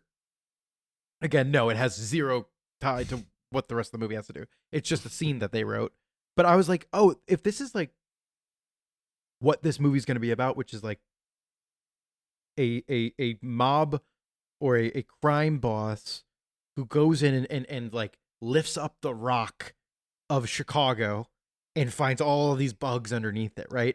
Where it's like, oh, there's a bunch of crime and minor dealings happening. Paco and I, every week, we talk about a different Chicago criminal who's done some weird crime that we've never heard of. And I'm like, oh, if this is a guy who's trying to like track down his money and he like accidentally finds his way into a criminal underbelly, that would be an interesting thing to make a movie about. Of course, that's not what this movie's about. But I found that scene very arresting in that shot of him upside down, where it's like a very simple, again, I'm not saying that this is like a genius level move, but to have the camera be from his perspective, where I was like, oh, this is like a scene from a movie. Yeah. And then it immediately loses that. This is also the scene where he pulls like the portable faucet out and then like pulls it at his crotch as if he was peeing on him. I'm not trying to poke holes in your theory that this is a good scene. No, but you're right. That was some bullshit. Like, but to go back to what we were saying, like again, like it sounds like he wanted to like explore masculinity in this movie, and like, yeah, that's a way to do it, but it's also dumb. Like there's like But I agree with you that the camera work in that is like probably the best camera work in the movie. But then there's that other scene in the movie where they're in the bar and they try to rack focus in the dark, and they clearly didn't get it. Like it's soft focus the whole time, where they're trying to go from the bartender's nose to the door behind them. Oh yeah. And the lighting is off. And I'm like, this is some of the most incompetent filmmaking I have ever seen. And it reminded me of multiple projects I've worked on, where I was like, we're moving on? We didn't get it. I know that's not going to cut together. Hey, Jeremy, you're talking about the cinematographer who directed the Butterfly Effect 2. Oh no, respect must be paid. And Mortal Kombat Annihilation, a movie you just watched. Oh, wait. Shut up. Yeah. The director of photography of this movie is the person who shot the Paul W.S. Anderson movie, Mortal Kombat? Because No. that's who directed. No, even worse. Oh no, yes, he is. You're right. Because I just watched, because Dane, I don't know, there's a new Mortal Kombat out in theaters. I'm watching all the Mortal Kombat movies right now. Having a blast, by the way. Beautiful. Yes, Wow, he shot the original. The original. Because the 90 original 95 Mortal director of Kombat. photography of the Paul W.S. Anderson directed the sequel. Yes. So Yeah. John R. Leonetti was one of two cinematographers for Cash. They had to do two. And he worked on Mortal Kombat, Joe Dirt, Ooh. Scorpion King, a lot of movies. I Know Okay. Who Killed Me, kind of a banger.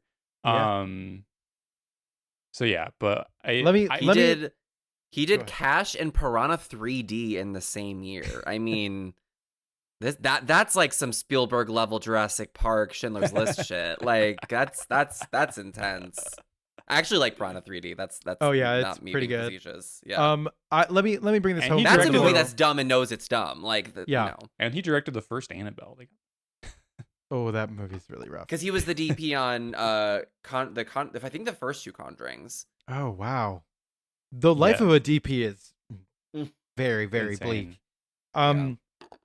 To bring this home, Dane, I don't know if you know this. Have you watched the 2021 Mortal Kombat movie? I've not seen a Mortal Kombat, and that's yeah. Have you played the maybe game? No, like probably like that's definitely one of those like they're in arcades, right? Like Yes. Mhm. I'm sure I've played it at some point. Well, there is not a character in Mortal Kombat named Cole Young, but the movie's lead character of the 2021 film, his name is Cole Young. It's like a new invented character just for that movie.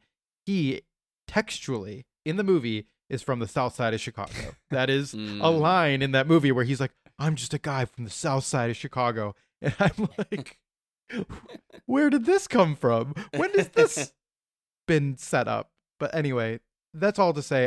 I hope to watch Mortal Kombat 2, which is in theaters now, and find out that there's a scene where characters are fighting like by the bean. That would be really great. That'd be great. That would be really fun. Well, because in the games you go like different backgrounds. Like, they could There's definitely different have backgrounds. Yeah, they could definitely just do a bean thing. Yeah. If that was like all Chicago, like what would be like the best level? Like would it be like in front of the bean, in front of the music Oh, box? That'd be good. on the train.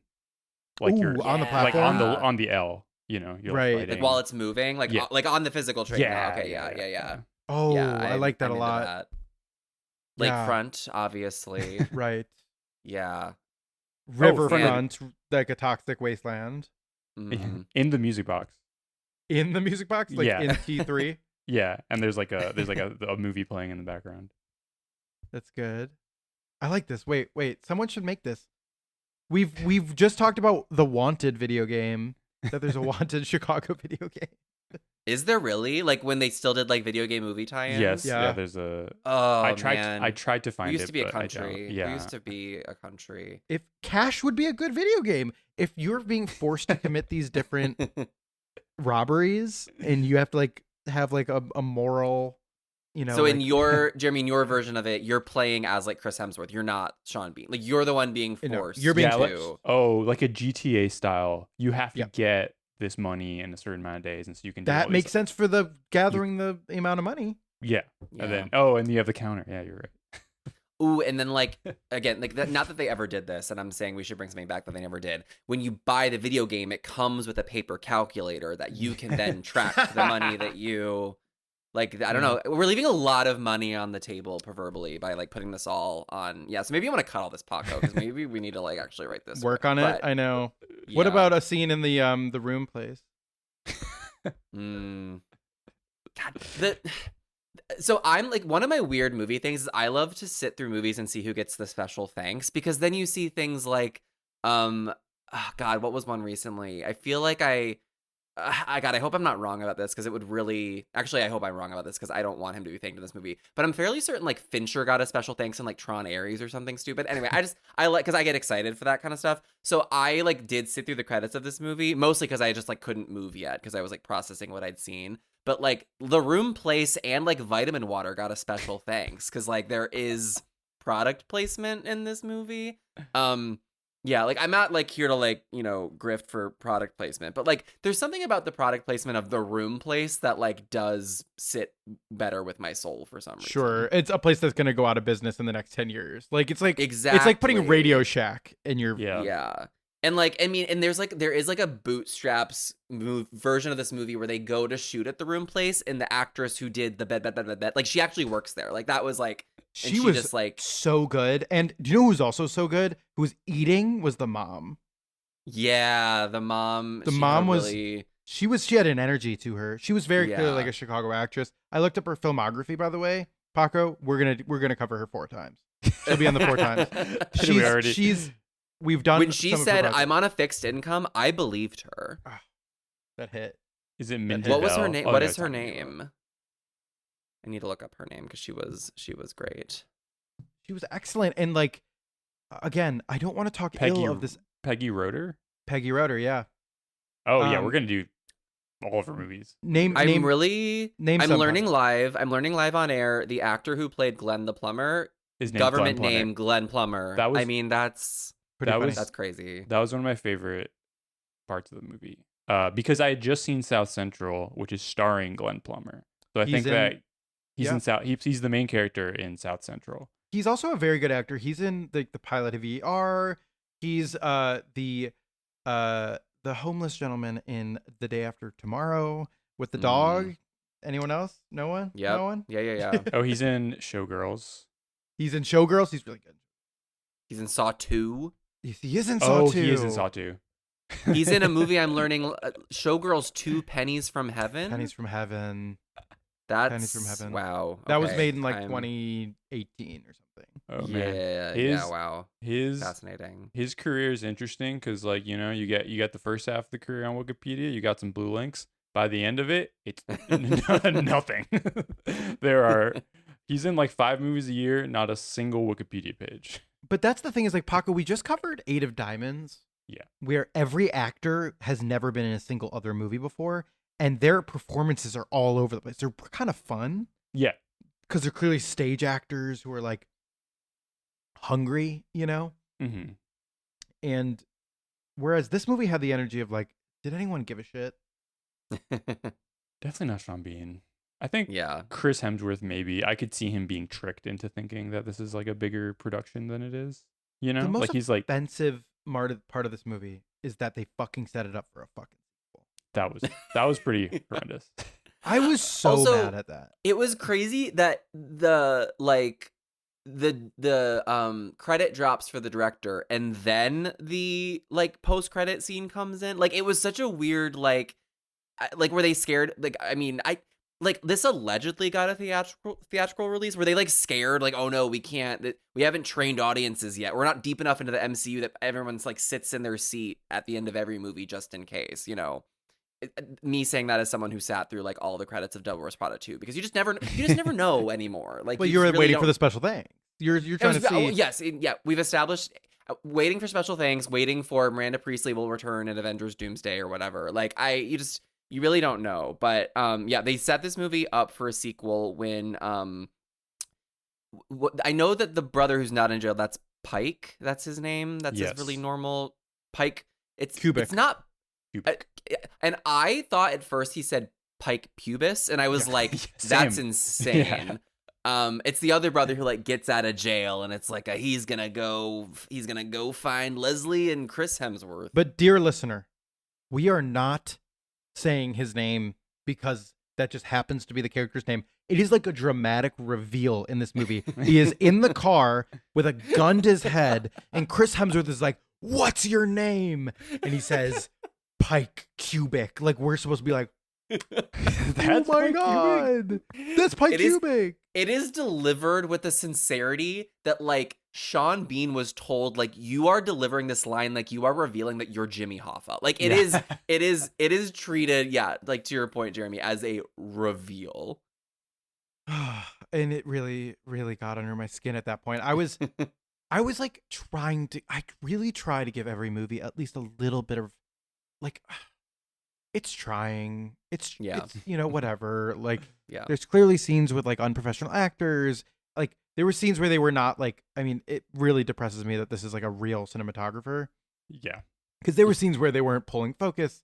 And I was like, this is a shoestrappy or bootstrappy thing. Chris Hemsworth is fine in this movie, right? He's fine. He's not and this goes back to what we were talking about with like the whole filmography of it all. Like this is like the only movie you only see this movie because you're like, I love Chris Hemsworth. I'm gonna watch all of his movies. Like I have followed Timothée Chalamet and Amy Adams into places I wouldn't even go with a gun because I like have watched their movies. And like you do understand like why he becomes Chris Hemsworth watching this movie. And like totally unplanned, I randomly was scrolling social media this morning and I watched like the opening scene of Star Trek. He's so fucking good in that scene. And like I know this the most like tired take is like how good the opening scene of Star Trek is. But it is. But no, it's like it's so fucking good. And you understand like why he breaks out. Like this isn't a movie that you go back and watch and you're like, oh, like Chris Hemsworth was cooking even then. But like he's charming enough and like obviously hot enough that like you get why he breaks out after this movie. Way too hot for this role. Like we need someone who's homely. We need someone who like has the weight of the world on his shoulders. Someone we need like the modern Buscemi to be in this role. Yeah. Like or Paul Giamatti. Like yes. We need like a real character actor.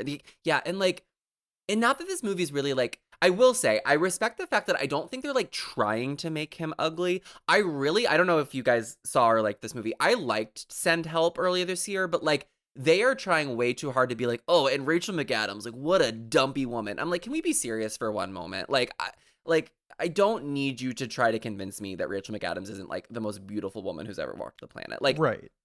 If there's a sin Cash doesn't commit, it does not try to make Chris Hemsworth homely. No. He should be, there should be a little bit of like a like why in the world, like I understand that that Sean Bean's taking control of the moment and he's like sitting there in like lotus pose with his shirt off, but like what like you would never leave Chris Hemsworth for Sean Bean. Like there's zero like it doesn't matter how much he's like not taking control of the situation or how little ground beef he's willing to eat. Like you just like, you're going to stay with him. You need someone who like you can understand. And then when she goes back to him, you're like, good for you. You went back to, Yeah. Like you need someone who's like a Philip Seymour Hoffman level, like charming. So you understand why she's with him in the first place, but can play a little pathetic. Yeah. And yes, you don't have the money to have a Philip Seymour Hoffman, but you need to do the work to find someone who's like that. Definitely. And I feel like it makes it so that the final few scenes where, he gets brave and he like, he decides to steal the bullets from the gun and like take control of the situation. Like, it's like, yeah, of course he was going to do this the whole time. It's Chris Hemsworth, like that's like what you expect of him. And it's not like, and this was before Chris Hemsworth started playing with like his persona kind of like in a Furiosa mode or something.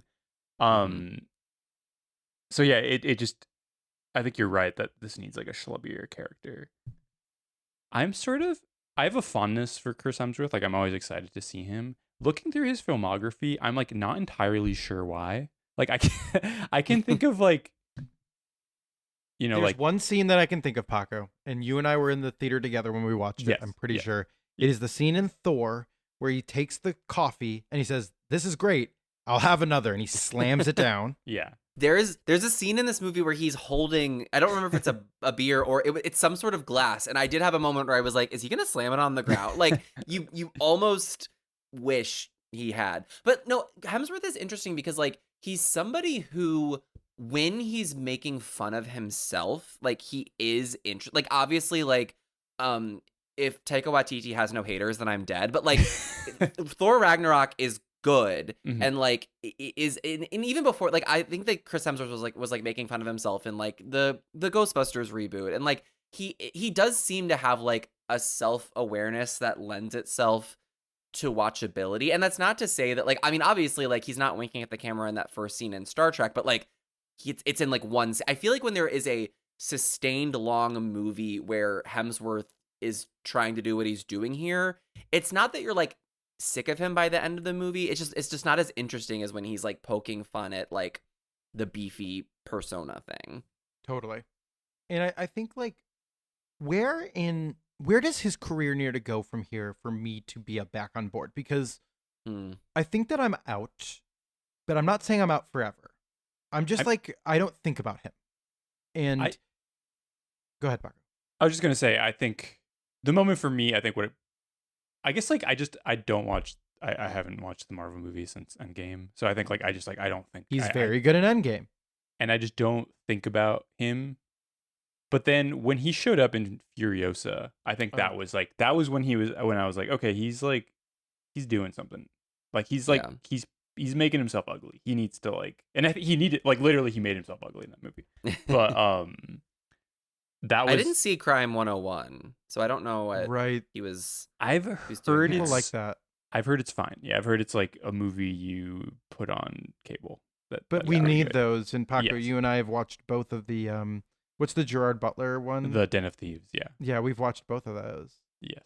I think that like, and I know that like the Hollywood Chris's conversation is like so trite at this point, but like I do think Hemsworth suffers by being like the least interesting Hollywood Chris. Like my hot take is like number one of the bullet, Hollywood's best Chris is James Marsden. Like don't get me started on like the only thing keeping James Marsden from being like the biggest movie star on the planet is his name isn't Chris. And then it's Pine, and then it's Evans, and then it's Hemsworth. Like he is like, I would put Hemsworth above Evans, but I understand. Yeah, same. Okay. Because I just don't think Evans has been interesting at all lately. And I guess I'm just like old fashioned and I have respect for America's ass, but that's just me. I don't want to speak for you two. I think that Evans lost his ability to act in a way that Hemsworth didn't. I think because like I think Thor, when they decided to like, oh, actually let's just make him the butt of the joke, it let Hemsworth like practice with some range. And Evans was like the same for like 10 years, and then he hasn't really been able to like get that back. Did you see Materialist, Dane? Are you really going to make me talk about how I like that movie on a microphone? No, you're not the only one. I really like that movie. You're not the only one. I also haven't seen it, but it's one that I know that like the issues people have with that movie are Pascal and Dakota Johnson. So I thought the issues were Chris Evans and I don't know if people have issues with Chris Evans, but I think they have issues with like Chris Evans, quote unquote, like playing poor. Like it's I don't know if it's like him or like the performance or the character. He's like a regular guy in it. Yeah, he's supposed to be. He has a roommate, guys. He doesn't have enough money to live on his own, and that's why. I don't know. I liked Materialist, but like I don't know. Maybe I'm also like a huge Dakota Johnson person, so I could just have like rose-colored glasses there. Oh, supporting actresses. Are we ever gonna get a season of that? I mean, we're manifesting. I've never seen How to Be Single. The we're thinking.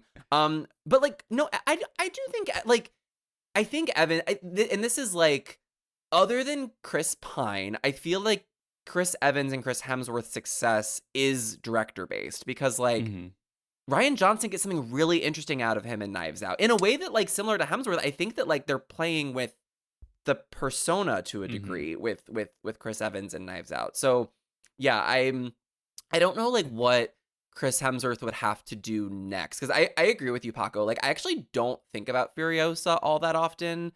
In a way that it's not a bad movie. I just like it didn't work for me in the way that like I feel like immediately when that movie came out and it didn't make a lot of money, everyone was already like, this is a masterpiece and no one's talking about it. Like I didn't go that far.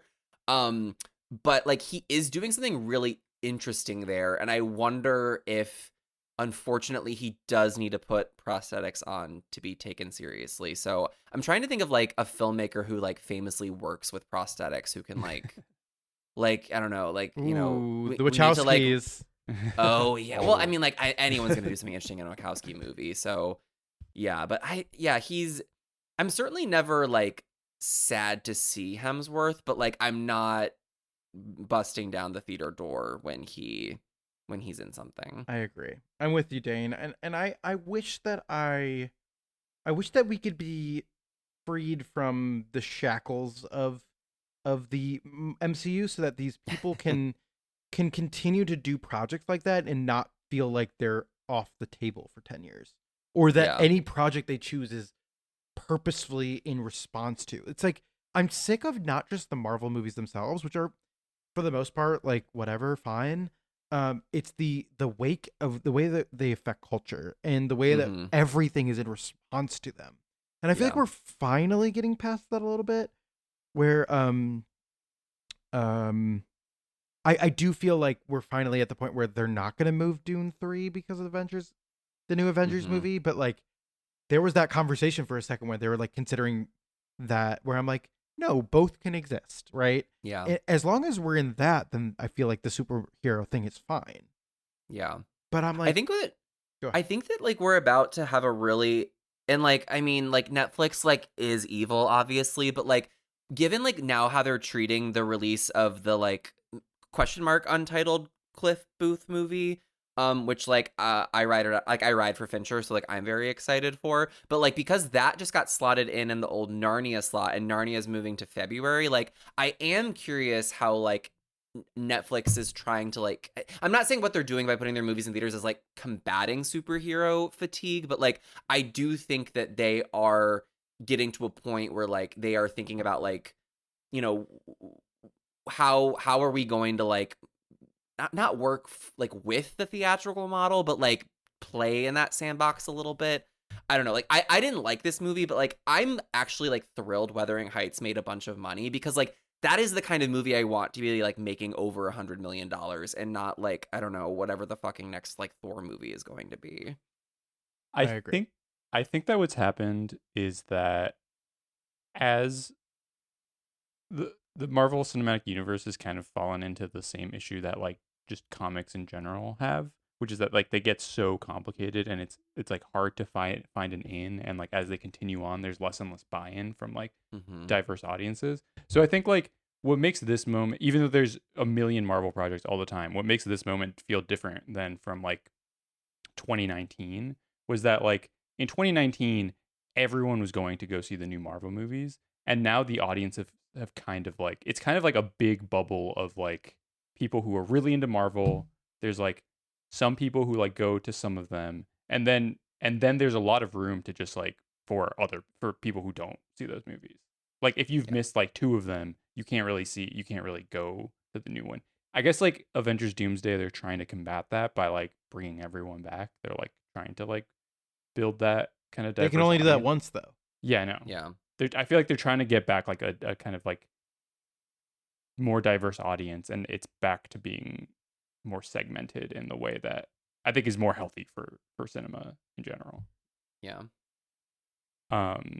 So should we go back to talking about Cash? Wait, I want to bring up one more Chris Hemsworth performance that I think that he would be better suited towards the persona that he's built in that movie, would be better for this role, which is his Bad Times at the El Royale performance, which is a very forgotten movie, I feel, and a movie that doesn't fully work, but his segment of the movie is my favorite, which is where it's revealed that there's a cult that and he's a cult leader, and that charisma thing, that like that effervescent, like that thing that attracts us to him, is that he's like, this is a god we're looking at, right? This is a cult leader. This is like someone who doesn't exist on our plane of like human, where it's like, maybe this is a failed Steppenwolf actor. Maybe he's not a fucking mechanic. Maybe he's desperate in a different way. You know what I mean? And that would make sense as to why make him a bit of a sociopath. Make him like a little untrustworthy. Make him a little dirtier. He doesn't have to be a hero by the end.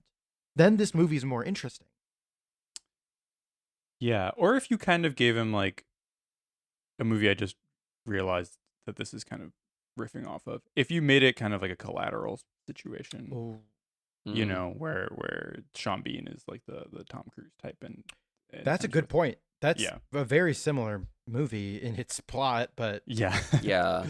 Yeah, God, now, I mean, like I said earlier, like I really thought this was like a response movie to The Dark Knight, and now I'm thinking like it actually is more of a Collateral response movie, which is interesting. But do you know what Collateral has is style and verve and movie stars and Yeah. themes and things to say. And Yeah. like kind of like the reveal in Collateral is that Jamie Foxx is a loser. Mhm. It's really sad and it's kind of beautiful. And it's like he's pumping himself up to be this like cool entrepreneur guy. And he's actually just kind of a mama's boy. And he's not a villain for that. It's No. not the reveal in that movie is not that he's a bad person for that. It's like, oh, this is not a Jamie Foxx type guy. Mhm. And if Chris Hemsworth was allowed to be given shades of gray, there Yeah. might be something here. Yeah. And on the man thing too, I just listened to your episode on Public Enemies, which is not a movie I've revisited since 2009, but I thought a lot about your discussion on that movie about like the digitalness of it, because like this movie is such like digital slop. And Collateral's digital, like wasn't Collateral one of the early like, oh, maybe this would work, and like then obviously like Fincher is really good at digital, but then like every other example is like, oh, like I mean I said it earlier, like this movie looks like it was shot on a camcorder, like it is like not cinematic at all. And I know we're like to this day we're dealing with this. Like obviously no one can shut up about how like Devil Wears Prada 2 like looks terrible in comparison to the first one simply because it wasn't shot on film. But like again, like I understand like, you know, whatever the budget of this movie was, like it probably made more sense to shoot it digitally, but like it really, there are obviously like filmmakers who can do it, like I said, but I don't know. You guys watched Public Enemies more recently than I have, so maybe it's an era thing that just like we're slowly moving away from a little bit.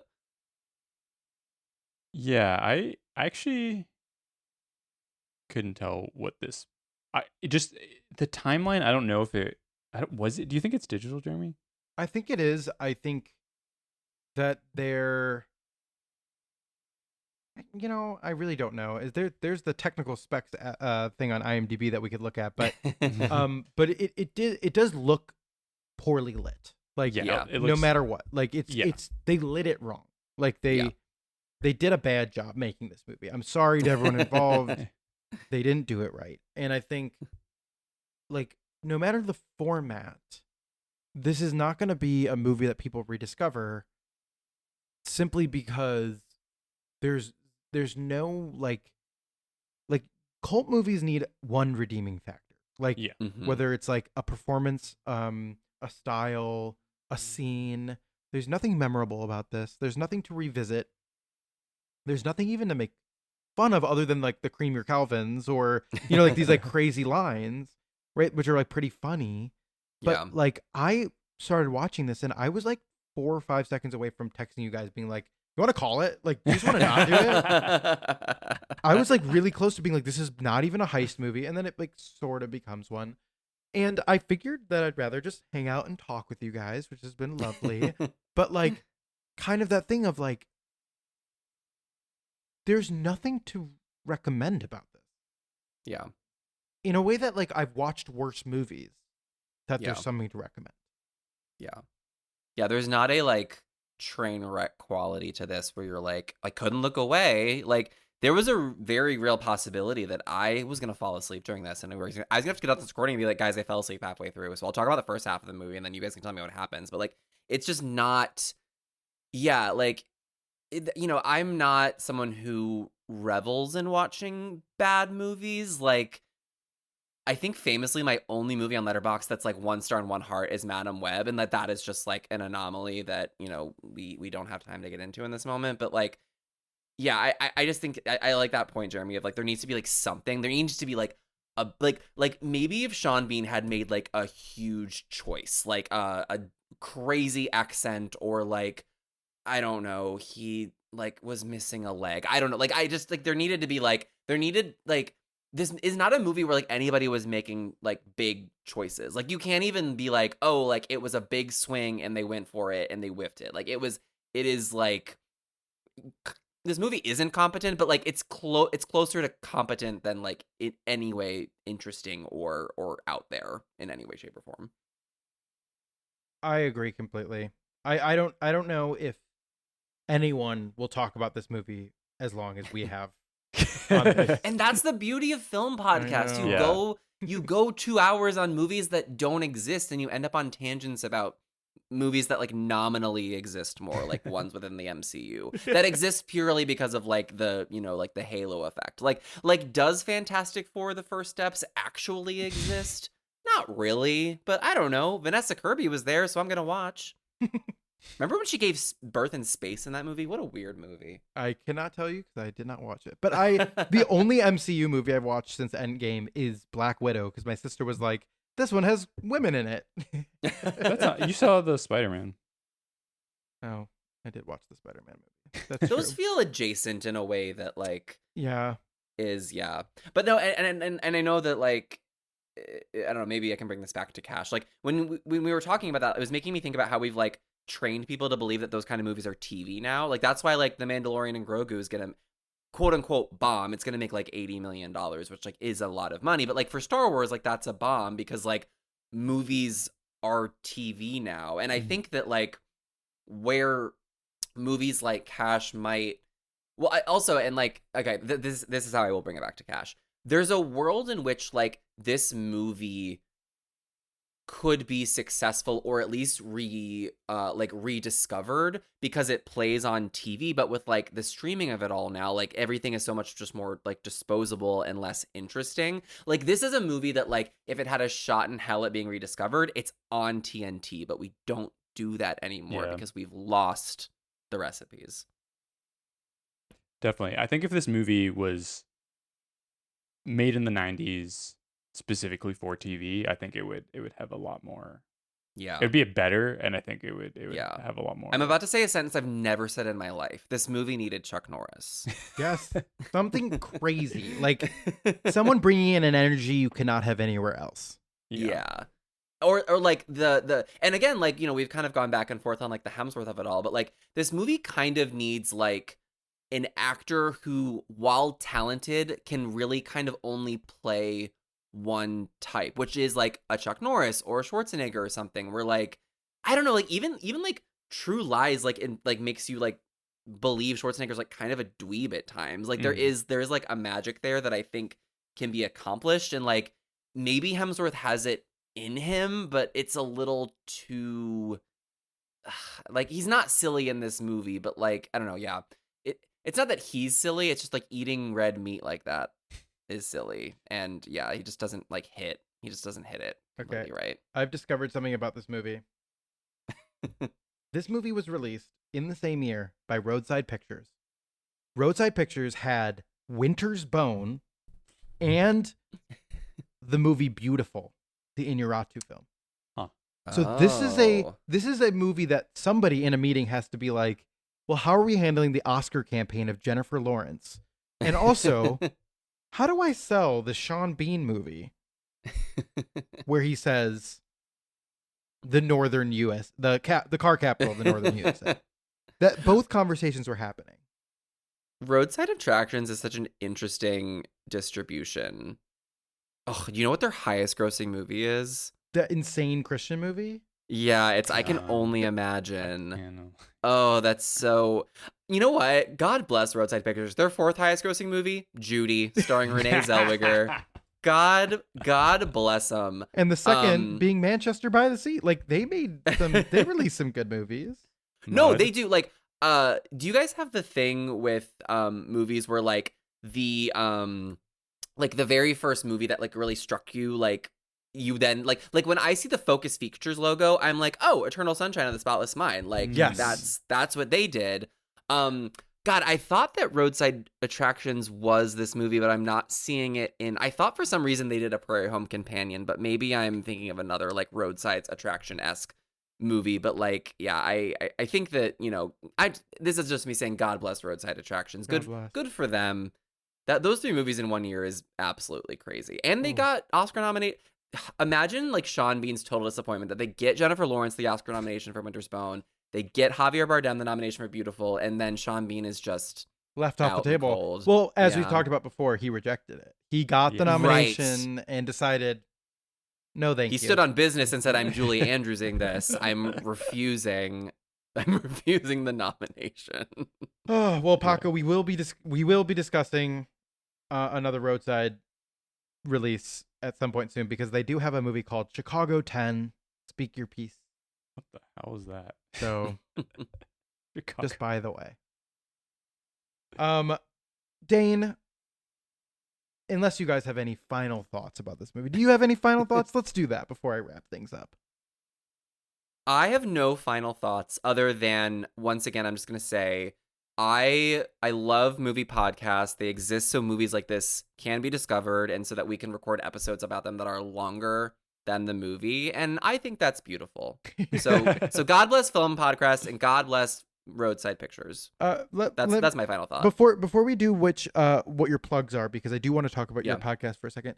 Can you do us a favor? And we like to ask our guests at the end of every episode what your recommendation for a place to eat in Chicago is. Do you have a restaurant that you recommend, Dane?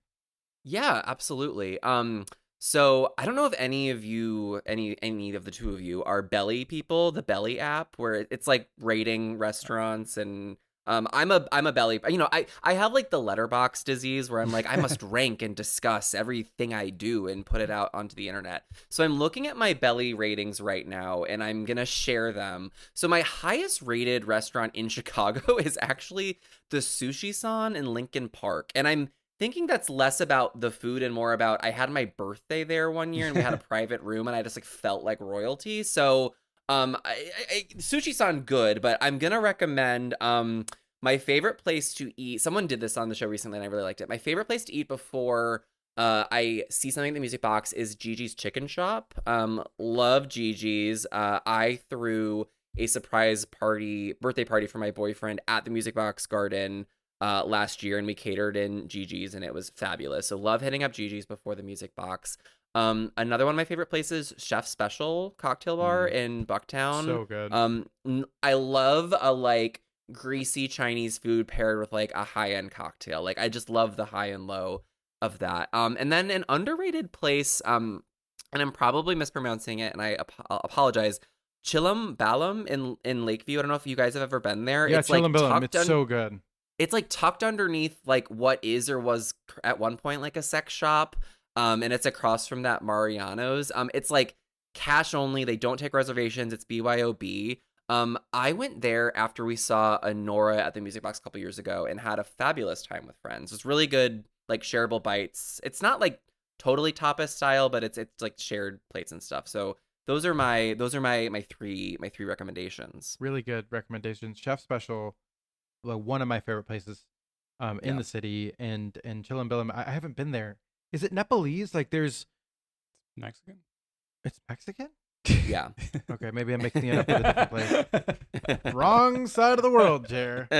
No, but it's really good. I remember that walk down into a place like it feels like you're discovering something that is like speakeasy or something. Yeah, it's very hole in the wall. Again, like what I said with Chef Special, like I love like the high low of like I'm going underground and this table I'm sitting at is cheap, but the food is like incredible. Yeah.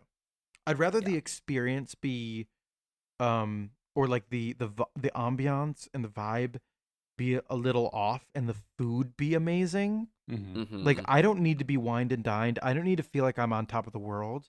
As long as like the food is good, and both the places that you recommended are very much so like that. And I don't think anyone's ever done this, but I'm going to shout out what I think was the worst place I've ever eaten in Chicago. Ooh, do it. Which is the Whirly Ball in Bucktown. I gave it a 1.8 on Belly because I went there for my work's Christmas party, and my review was, if your company books your holiday party here, you should contact the Better Business Bureau. So that's shots fired on Whirly Ball. Whirly Ball, like playing, fine, whatever. Food, horrendous. So other than your Belly account, what else would you like to plug? Thank you for asking. As you mentioned earlier, I co-host a podcast with my good friend Louis Peitzman, the podcast formerly known as Chasing Amy Adams. We have gone through a recent rebrand because we are going to expand it into a podcast where we cover the filmographies of actresses who we love. So the show moving forward will be called Supporting Actresses. We're going to kick off season 2 in mid-June, and we're going to be covering the filmography of Gwyneth Paltrow. I'm really, really excited. I'm someone who likes Gwyneth Paltrow. I think she is, we say this a lot on our show, like when we talk about whether Amy Adams like should or shouldn't have won an Oscar. I like to say things like, it just makes sense that Rachel Weisz has an Oscar. And I think it like makes sense that Gwyneth Paltrow has an Oscar, even if she like takes long breaks from acting and then makes movies like Mordecai, which again, like we covered in this whole episode, actors have stinkers. That's fine. So yeah, we'll be covering Gwyneth Paltrow in season 2. So yeah, you can find us on all the socials. Probably by the time this episode comes out, we'll either be at Supporting Actresses across socials, or we might still be Chasing Amy Adams. So you can find all of our stuff there. And then we're also launching a Patreon, which is really exciting. We've kind of long discussed how we kind of want the main feed of the show to be cinematic and theatrical.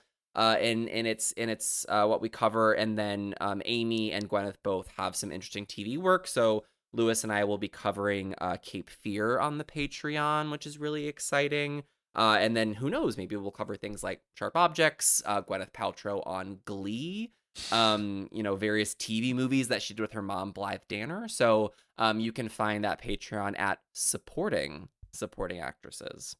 Yes, and by us platforming you for supporting actresses, I believe we are supporting actresses. Yes. On this yeah, podcast. I think.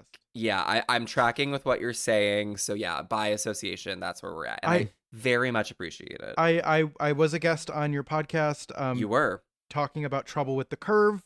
So everybody go listen to that episode. That was one of the that was when I was moving out of my apartment in Chicago, and I was feeling very wistful, and that was one of the most positive associations with moving that I have, was to pause my brain from moving to talk with you both about that movie that is not very good, but we both had a very good time talking about.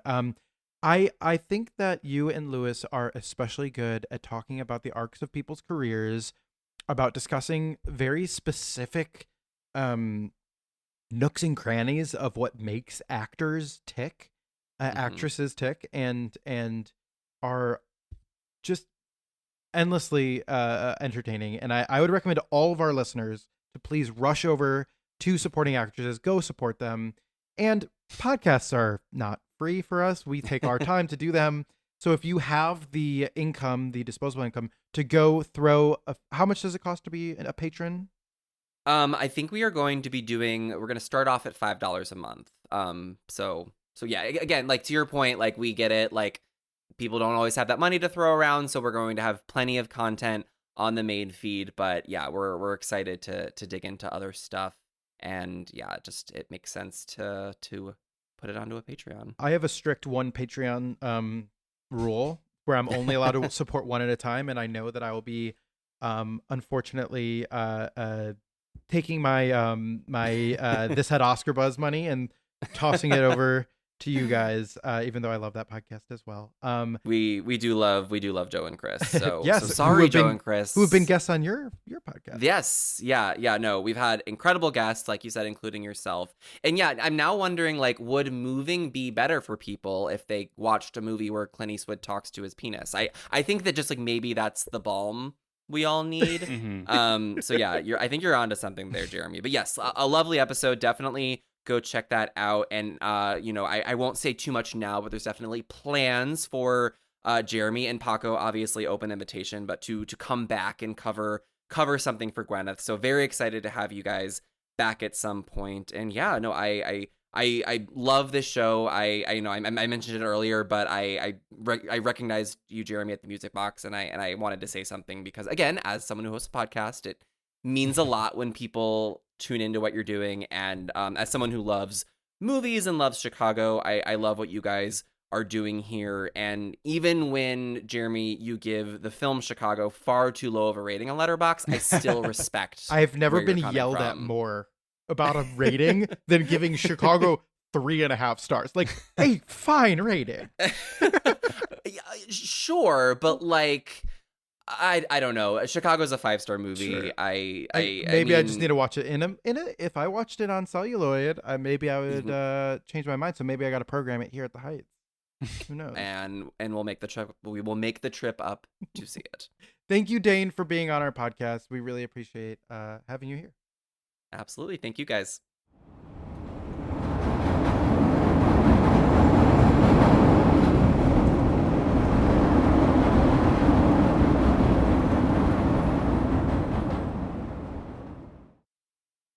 All right. Thank you so much, Dane. That was a great conversation. Paco, do you have any other final thoughts on the film Cash? Cash. Dollar sign. This was not a very good movie, I will say. I'm glad that we had Dane on the episode to help us process how bad that movie was. But I mean, you know, like I said earlier, I just feel like this movie, it was simultaneously too shitty and there was too much money in it. Like it needed to be either better or worse, and it's kind of in this in-between zone where it just wasn't very good. It needs to either be 8 of Diamonds level or like, you know, almost like a Coen Brothers. And Scrappier or tighter. Yeah. It was not very good. The writing was really bad. The acting was bad. It looked bad and ugly. It's, you know, Steve Anderson's career is sort of interesting. I mentioned earlier, I watched his first movie called South Central, which was kind of like an independent, produced by Oliver Stone movie about, you know, a gang member who goes to prison and kind of cleans up, and then his son joins a gang and he tries to get him out of it. It was pretty boring and bad as well. Not as bad as this one. I think just the fact that it was on film and had better actors made it more interesting, but it was still, it's like in that movie also needed to be either more exploitation or more serious and maybe made by a black director. And it suffered from similar problems of it just like, Anderson doesn't seem to quite know what he's doing. But I will say it's interesting when last week we talked about, not last week, but like last episode, we talked about Go Fish and kind of the importance of Sundance at this time period. And South Central was also a movie that was sort of big on the independent circuit. And there was this article in the New York Times that talks about the independent film industry and how Hollywood is taking more notice of independent films. And he was listed in the article as a who's who among the hot new filmmakers. So he had some heat going into him after South Central. He made like one movie in 1997 that I don't know if it stars Michael Biehn. I don't know if Oh, he just work with beans? Yeah, he's a beanhead. Yeah, it's interesting to see. There are also a lot of other names in this who's who among the hot new filmmakers, some of whom, you know, really made it, including Quentin Tarantino, and a lot of people who didn't. It also had a funny quote or not funny, it just funny that he was in it, but there was a quote from Harvey Weinstein, because obviously Miramax was a huge part of independent film at the time. But yeah, this is all to say, I was not a big fan of Cash. I'm glad I don't have to think about this ever again, except for when I have to edit this episode. This was not a very good Chicago movie and not a very good heist movie. If I were to have to give it if I were to have to give it 4 stars, if I would have to give it a star rating, I'd probably give it maybe 4 stars. And no one can see, but I do have a gun trained right at Paco while Paco's driving a car. Yes. But I took the bullets out, and guess how 4 many? bullets? 4 bullets out, and they're in my hand. 4 bullets, like the Chicago flag. Yes. Well, the last thing I wanted to say was that I set this up in the beginning of the episode. The name of that actor is Michael Mantel, that I couldn't remember the name of. I started looking it up. I pulled it up. I kept waiting for a time to say his name. It never came up. So now I'm saying it. Michael Mantell. He was in 8 Men Out. He was in A Mighty Wind. He was in Secretary 2002. He plays the banker in this movie. He's pretty good. Another scene I found interesting that I do want to bring up real quick is the scene with the guy with the tattoos on his face. Oh yeah, that's just a guy with tattoos on his face. Yeah, that was pretty cool. Steve Anderson just like met him in New Mexico, and he was like, "I gotta put this guy in a movie." Yeah, but it didn't make any sense in Chicago. But whatever, it doesn't matter. Otherwise, I would say this movie is bad. I would probably, if I was forced to give it anything, it would be like 4 eggs, with ground beef. Interesting. So yeah, kind of like the flag in that way. Yeah, like the yolks kind of make the flag. Yeah, the yolks make the flag.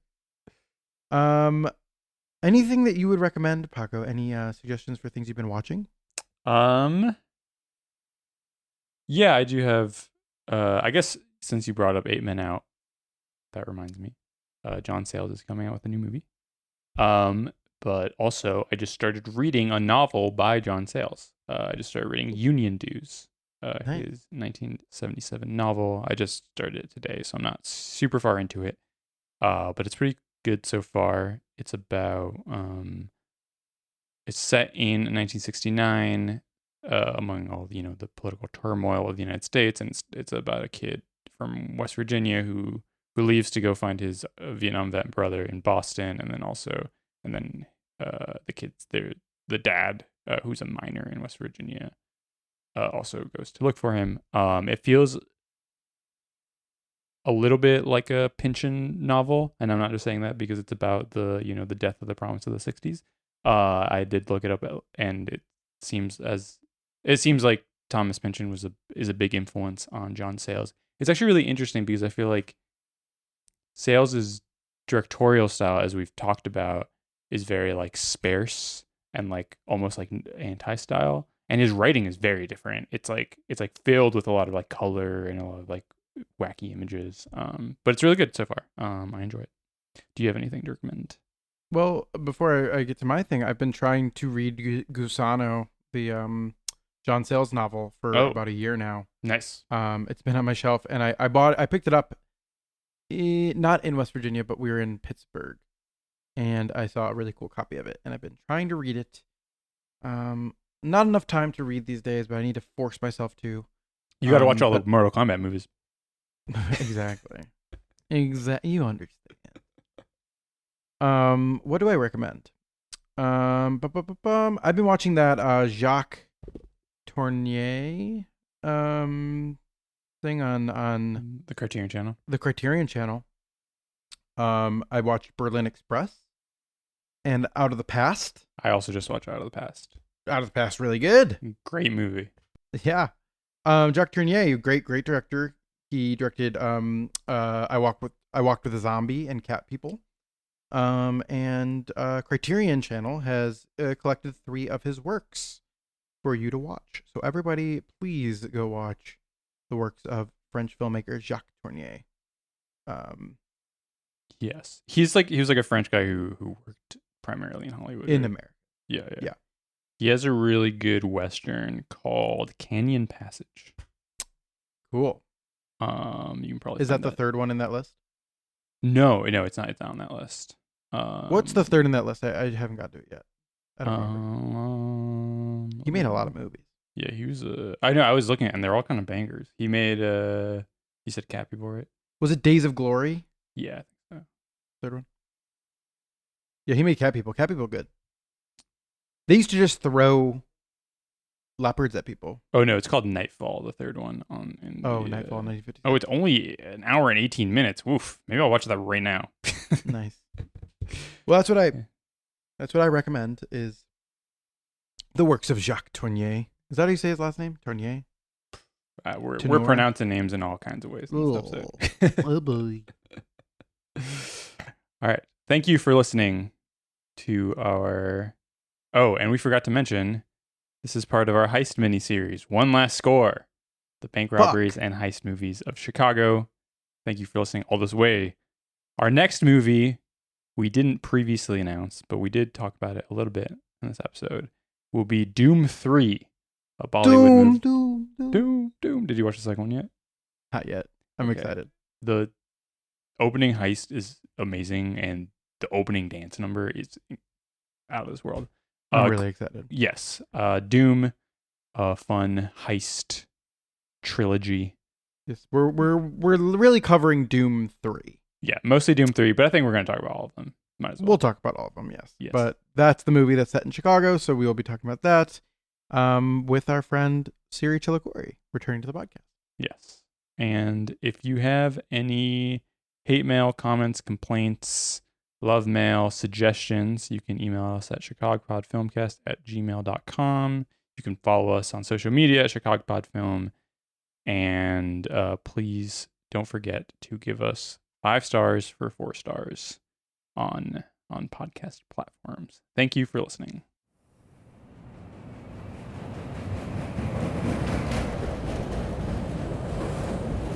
Please be considerate when talking on your phone or listening to electronic devices.